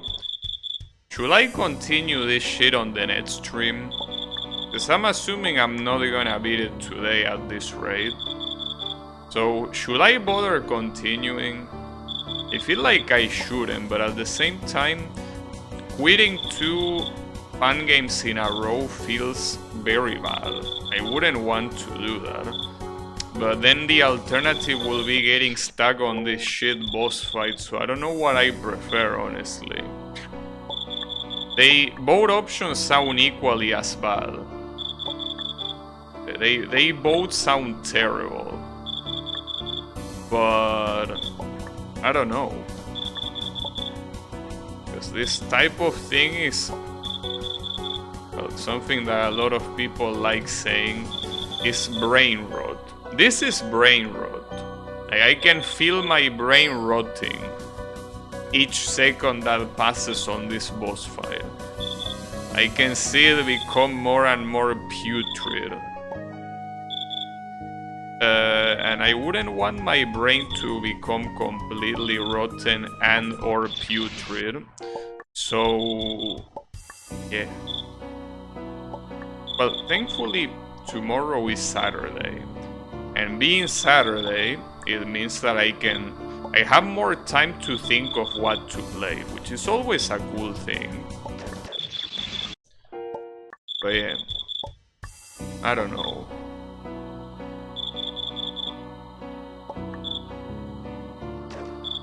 What do you say? What should I do?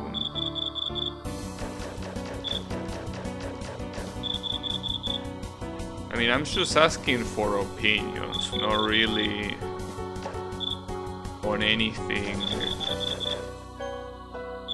final. Yeah, I don't know.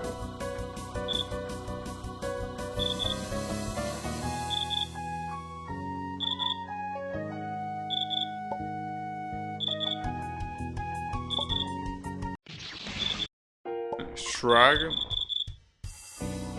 Yeah, I didn't expect anything else, to be fair. Well, wasn't really expecting anything. So, I will say that I'm disappointed. I didn't have expectations. But yeah. Well, another issue of not playing this will be needing to think what to play. And that's also quite annoying in itself. Yeah, I'm not sure.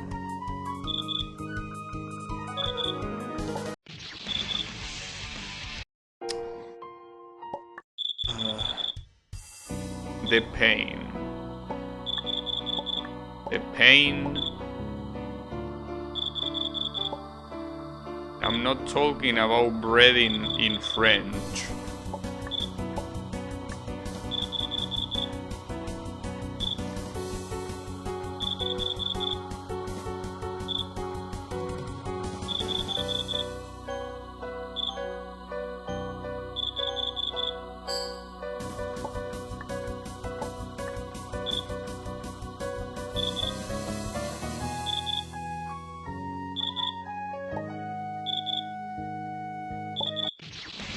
Wow, what a good sham. French bread? You want me to play a French bread game? Well, I don't have under 19 birth. And I also don't have...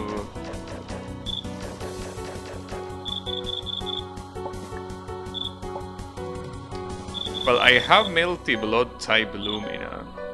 I think that the game is deader than death.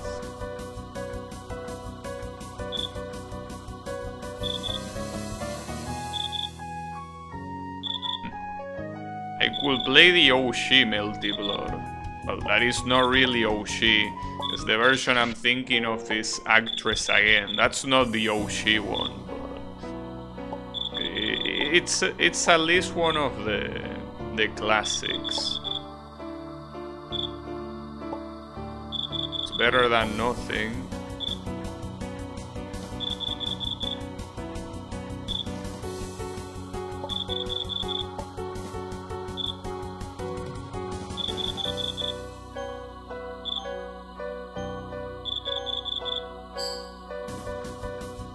I don't know.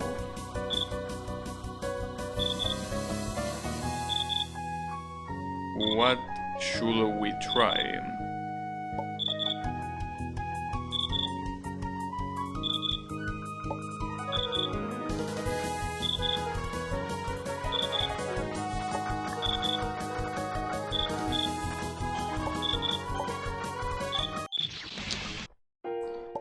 Never played Type Lumina again.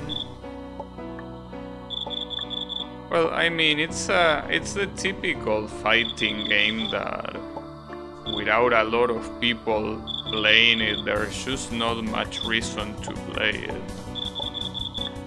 It also doesn't help that it's not a very deep fighting game. So it doesn't really get that rewarding pulling off stuff. Like for example in a game like Blaze Blue or the classic Guilty Gear games or Street Fighter 4, games like those have very tight execution, and pulling that off after a lot of training feels good. So even if you don't have much people playing them, at least with the very few that still do, or at least by just doing that against the CPU, it will feel pretty good. But with Type Lumina, it doesn't require much on the execution area. So after a while you realize the game is quite shallow. And a game being shallow is not particularly bad if there are a lot of people playing it. But when there are very few people playing it, it's like, what's the point, you know?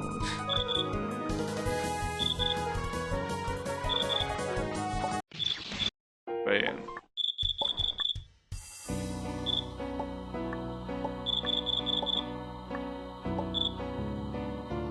It is what it is. We also have games like Marvel vs. Capcom 3. The game has some crazy execution.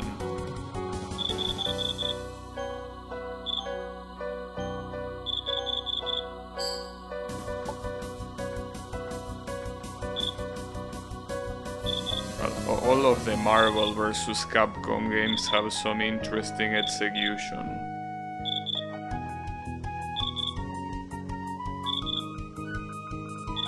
Yeah, apparently, if you use Fightcade, a game that is being played quite a lot lately, in part thanks to Evo having it, is Street Fighter 3 Third Strike, which is a pretty cool game.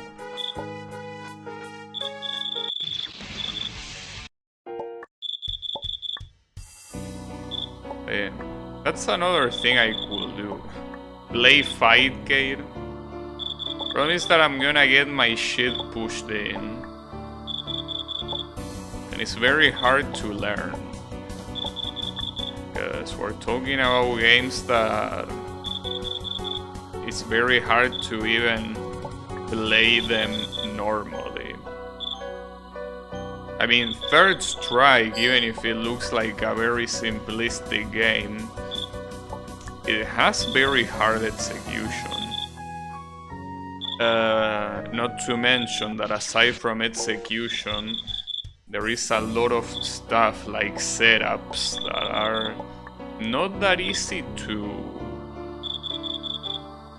first of all know how to do, and once you know how to do, not very easy to execute. But I don't think that playing Fightcade will be a good idea. I have a feeling it wouldn't.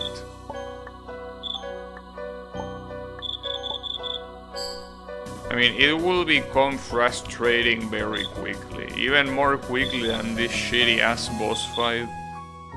Yes, even more quickly than that.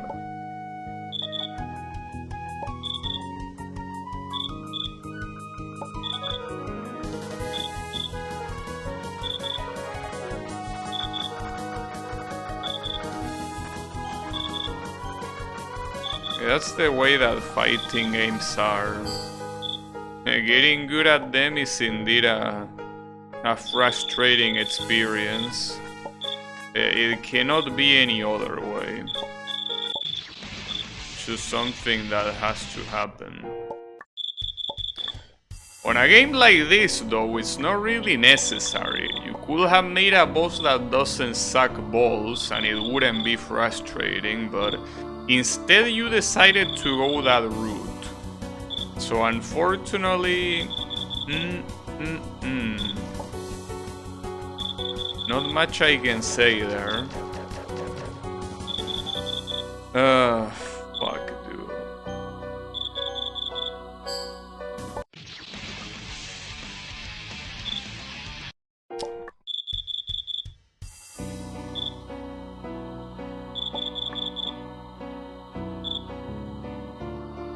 Fuck.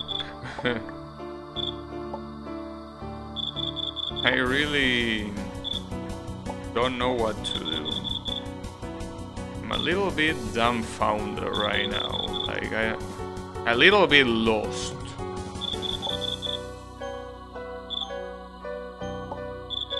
I was saying earlier, getting skill checked by the needle game is to be expected. But getting skill checked by this, it hits you very low. Especially since it's Danmaku. Obviously, yeah, with platforming physics, but it doesn't matter. I should be better than this. And I'm not.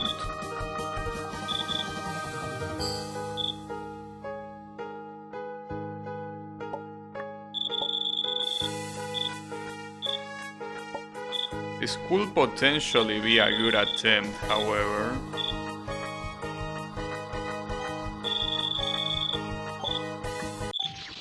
This looks like RNG mess. Yeah, well, the RNG of the boss movement is pretty much what defines every single attack. But yeah, that still shouldn't be an excuse. Like, sure, if it wasn't that random, I would have beaten it, but that's precisely the issue. I should be ready for this randomness, but it seems I'm not. Well, maybe it's time to retire from games that require tryharding. Maybe it's time to become a hermit. To start playing other games, other type of games.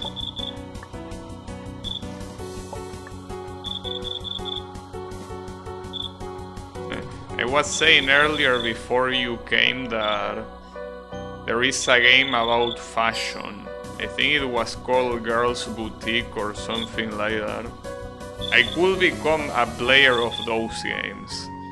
I play the most casual game possible as a way to counter the constant try-harding I do. I will be hype. Yeah. Don't know if hype is the word though. Personally, I wouldn't use that word. But yeah. It will be something, that's for sure.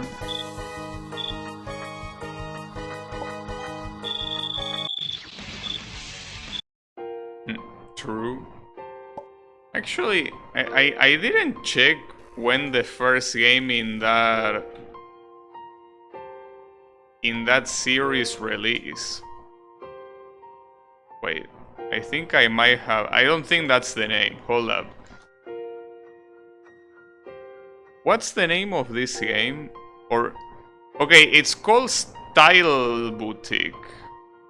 Okay, the problem is that this is a game that has different name in Japanese and in English. So I think it's called Style Boutique in English. And it's called... Girls Mode in Japan. Wait, it's even worse. Hold up. So it's called New Style Boutique in Europe. It's called Style Savvy in North America. And it's called Girls Mode in Japan. Why? Why cannot you just settle for a name? Or at most 2? Why 3 names for a single game? Are you out of your mind? Come on, dude. As if the English-Japanese separation wasn't bad enough, you also add a European separation. Pretty cool. Well, the problem is that I didn't check what I wanted to check.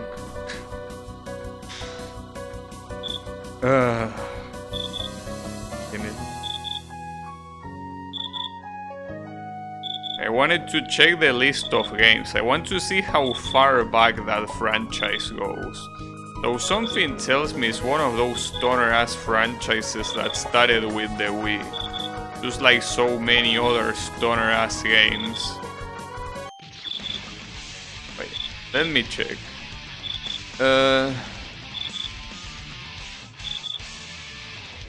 Yeah, but I think that it's a relatively... Like, the first game in the series, released in 2008, to nobody's surprise for, well, the Nintendo DS. But yeah, basically, Nintendo DS, Wii U. Well, almost the Wii. Nice. It is to be expected that it's from the same console that also released a game like Cooking Mama, indeed. Unexpected completely. Should I play that? Yeah, that's not a good idea. You might think it's a good idea now, but it's not a good idea. I can guarantee you it's not. It's just something that looks like a good idea due to how exotic it is to this channel. I can guarantee you once I start playing it's not gonna be a good idea. Especially not for me. Because maybe from a viewer perspective you could satisfy your curiosity. But in my case, well, I mean, I have some curiosity as well, but the problem is having fun. I find it very hard to have fun with a game like that, I gotta say.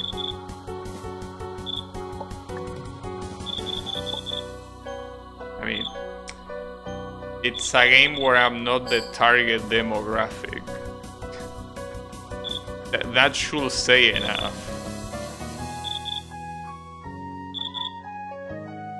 In fact, I don't think there is a single game I like that is not part of my target demographic. Like, there really aren't any unconventional games like that. Unconventional in the sense that you're not supposed to play them. But then again, it's hard to tell because, for example, technically, a game like Mario Kart is supposed to be for kids. But it's a game that obviously can be enjoyed by everyone.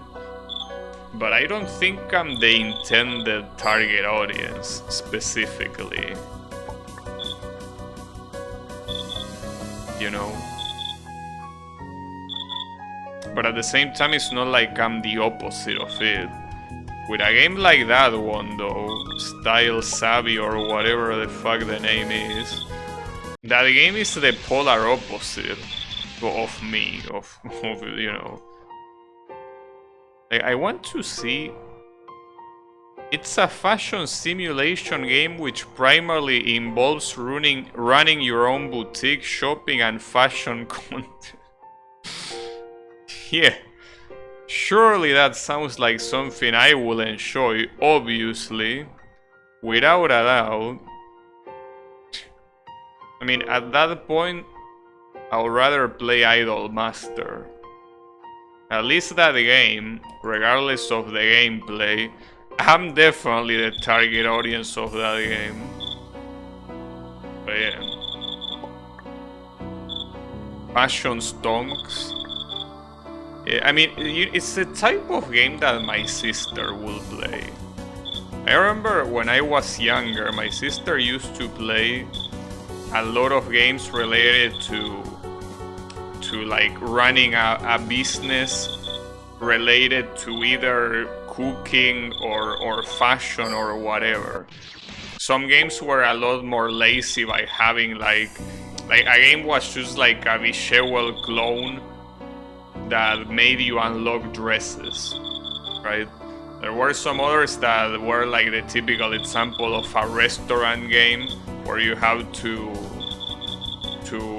wait people on tables and take their orders and then, you know, tell the kitchen to cook it specifically, that sort of stuff. That's definitely a type of game that my sister will play. Probably not anymore though, but back when she was young, probably.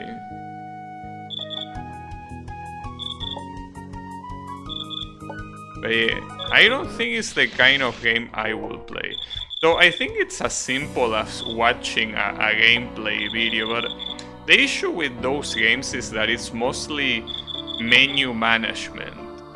Like, there is events going on. Like, in fact, I'm pretty sure the whole point of that game is that you see the girls modeling after you done your...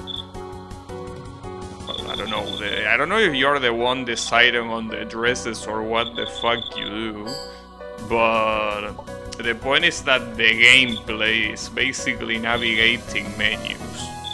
At least a game like Cooking Mama requires like reflexes, even though they are not much, but you need to be constantly doing actions in real time. Games that are only navigating menus, however, I will say they are not of my liking. And that's also the reason why I don't like turn-based RPGs, because at the end of the day, a turn-based RPG with some very few exceptions, it's that. You are just clicking things on a menu. You're seeing the action unfold, sure. You are not really doing anything that require reflexes. As I say, there are some exceptions of games that you select an action and you have to spam a button or something to make that action happen, or to time something properly. Sure, but those are the least. Or I don't know if the least, but even if they weren't the least, it's not like it's a significant enough portion of the game. Most of the time you just go around doing shit. I guess though, at least in those type of turn-based RPGs, the cool thing is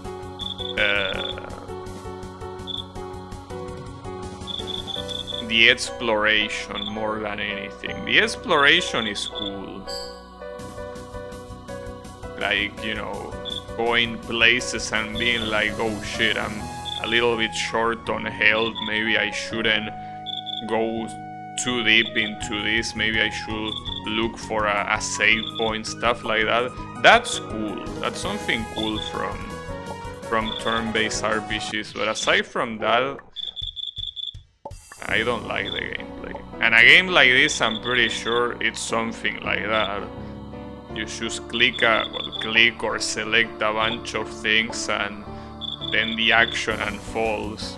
I mean, it's kind of like that game that is very popular in mobile phones. That is a gacha called Uma Musume. That is all about training horse girls. And they eventually race. And the race is basically a cutscene. But yeah, another difference is that game, I'm also the target audience, because obviously every horse girl has of horse what I have of penguin, basically. They are just girls with, you know, a tail. And that's it. If those are horses, I'm a penguin. But yeah. It is definitely a game made for me as target audience. But yeah, I don't know. I definitely will never play that game. Because one thing is being a gacha, which is already bad, but then you have a gacha with no gameplay whatsoever, which is pretty much 99% of the gacha games, but yeah. It's even worse in that case, because you don't even see flashy attacks or anything, you just see a bunch of girls running. It's nothing bad in itself, but it's pretty goofy. Pretty goofy and not very exciting. I think there was an Uma Musume end of service, but then they released something else. I don't know. I'm pretty sure that the main Uma Musume game is still there.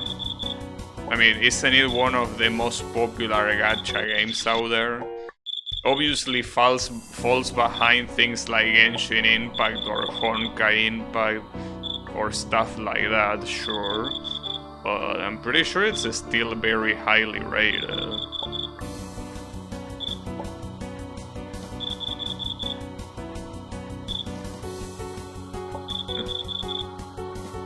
I don't know though. I don't really follow gachas, obviously.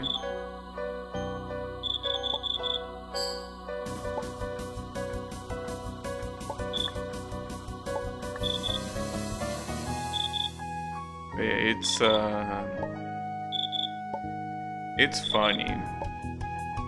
It's a funny game, but yeah, not funny enough to play it, I will say.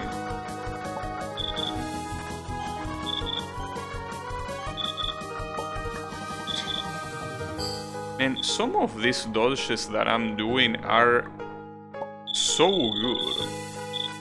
I feel like I'm not getting rewarded at all by how well I'm playing. Because differently from the needle game that I gave up on, this one I'm not playing badly, it's just that the boss is so stupidly hard. That's the thing, but I'm not playing badly at all, like, well, forget about that, but there are some dodges that I'm doing that are crazy. And yet I cannot win. Probably in Japanese, not the global version. Yeah, most likely. I mean, in those type of gacha games that have different versions depending on where they release, it is common that one of them closes. But yeah.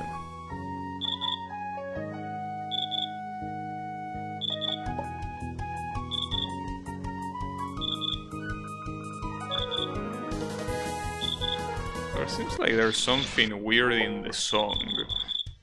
Like there is some distortion, because it feels like it goes so loud at some point that the note doesn't sound properly. Or maybe I'm going crazy, which I wouldn't be surprised, judging by the garbage I need to withstand here. I'm hearing strange sounds too. Well, there is the sounds of her shooting bullets, which sounds like a whistle. So there is that, but no, I'm talking about the song itself. When it goes into that high pitch, it's kind of like it cannot reach that high pitch properly and it starts distorting. I don't think distorting is the right word, more like it starts popping, right? And of course Draenor had to be the one bringing the schizo emote. Indeed. But then again, can you blame me with a boss like this? It would be weird if I wasn't going crazy.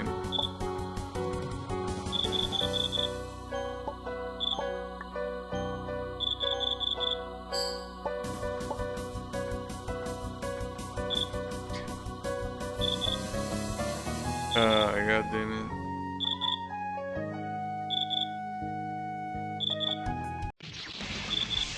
I don't even know what killed me. I mean, it's probably a bullet that was about to leave the screen and I didn't see it. Yeah. We are in trouble though, because I really don't know what to do. I don't know if I should continue this, if I should just give up. I don't know.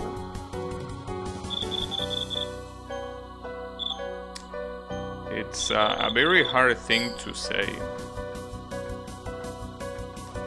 Because giving up now will guarantee that I don't touch and I wanna be the guy fan game for the rest of the year, pretty much. Well, I mean, I don't know if I'm gonna do that, but after having to quit 2 of them is the only logical choice. There is no reason to do anything else. It's only proper. Because an adventure game fucking me up like this is not normal. I mean, it already happened with I Wanna Kill the Witch, but that's a game that has issues. Now, you could say a lot of things about this game, and well, in fact I do. This boss fight sucks and so did the previous one, but that's not an excuse.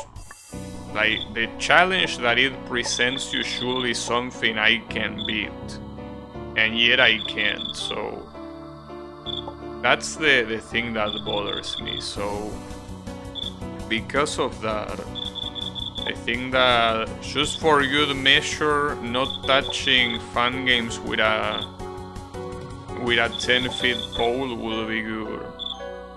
So it also really heavily demotivates me to work on my fan game. Because I mean, it's hard to be motivated to work on a fan game when you don't want anything to do with fan games, you know?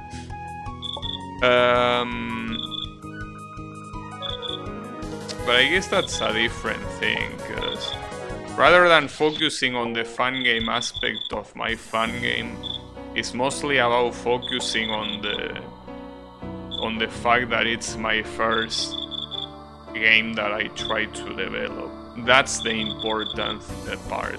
The I wanna be the guy thing is just an excuse. The important part should be releasing my game. So that should be where the motivation is at. I can tell you that sometimes it's hard to think of level design. I can stare at the screen doing nothing for hours because I cannot imagine anything. eventually I end up thinking of something, but it takes a while. And the fact that I'm halfway through is not very encouraging. I mean, it's encouraging at least because I reached the halfway point, but good luck on the other half, buddy. You can do it. God damn it, dude. But I think that I'm just not touching this shit again.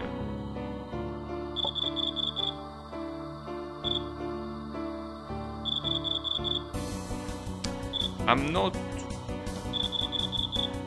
But yeah, it's the best thing I can do is just stop with fun games.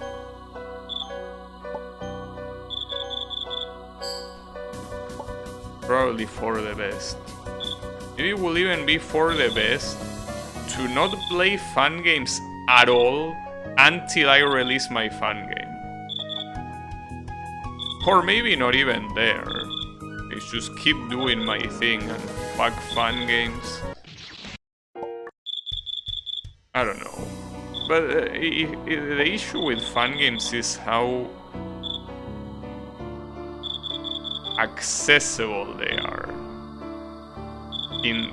Not in the difficulty sense, but rather in the technical sense. How easy it's to download a fun game and run it and capture it on OBS.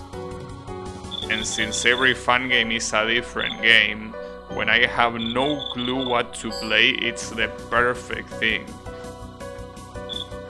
That's why I never like to say I'm not touching fun games for a long time.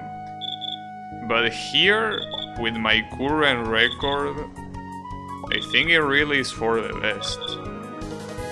Yes, I'm not looking forward to streams like this. Remember what I said some days ago? The reason why I don't stream myself farming in Ragnarok Online, which is something that I do sometimes, is because I don't like showing the same thing over and over again with no clear objective. That's exactly what I'm doing right now. I mean, well, there is a clear objective here at least, but it's no different, because the end result is the same, just showing a bunch of repeated shit that doesn't go anywhere. In fact, I probably have higher chances in Ragnarok Online to have what I'm farming. I currently am farming a card. In Ragnarok Online you have cards, every monster drops one.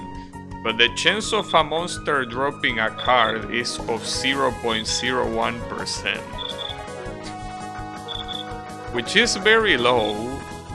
You don't need to be an expert at mathematics to know that. Well, in the server that I play, it's 0.05, which is better. But yeah, that's like saying, well, look, I'm not gonna kick you in the dick, alright? I'm just gonna punch you. But yeah, it's gonna hurt less, bro. Actually, I don't know what will hurt less. Thing is that if someone kicks you in the dick, they most likely will be using shoes. And that's what makes it hurt most. So then again, if someone uses a closed fist, they have the bones, which will probably hurt even more. But you get the point. It's basically asking to getting punch or kick in the dick. And yeah, one of them will hurt less, but doesn't make a difference. Well, it probably will, surely. But yeah, the point is that what I'm farming, it has a very low chance. So it's basically gonna be me killing enemies over and over and over again. And the same enemies. So that doesn't seem very interesting. At least it's not something that is brain dead to do. Like, it actually requires going around and positioning yourself and avoiding certain enemies when you can, and going back to heal and buff yourself, right? So it's not completely brain dead like some other farming could be, but it's very repetitive. Obviously, in my case as a player, the prospect of getting the item I want is motivation enough to keep playing. But yeah, unfortunately, it's not something that is very exciting to watch, much less if you don't know exactly how Ragnarok works. Not like it's rocket science, but it kinda happens when I look at a game like League of Legends. I have no fucking clue what people are doing. It's a game I never played, and it's a game that is not immediately obvious what's happening. Not to mention that they love using terms that are not used in any other game. So it's that sort of thing. And with Ragnarok Online, it's more or less like that. It's not super hard to understand, but the first time you see it, you will look at it and be like, what am I looking at, right? It will take a while to understand what's going on. But yeah. Because I remember feeling that same way when I look at other MMOs. Like for example, there is another very old MMO called Mu Online. If you just look at someone farming at a high level, you don't know what the hell is happening. And you have to play the game to understand what's happening. And just like that, there are many examples. Well, Path of Exile, even though not an MMO, well, I guess it's an MMO in the way that it's massively played. Yeah, I guess you can call it an MMO. But it's a game that you don't understand what's going on just by looking at it. Like, yeah, sure, you have a character and the character kills monsters, but you don't really understand the implications of what you're doing, how dangerous it is, how hard it is, how strong the enemies or your character is, if you never played it. And Ragnarok Online has that, and even worse, because obviously the graphics are quite old. So it's not easy to immediately tell what's going on from a graphic standpoint, much less from a mechanical standpoint. So yeah, but that's basically the issue that I have with Ragnarok Online.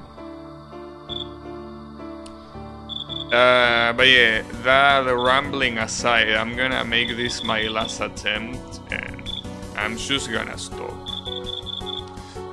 It's a shame, but unfortunately got skill check twice in a row by a fan game. So it's a good place to stop.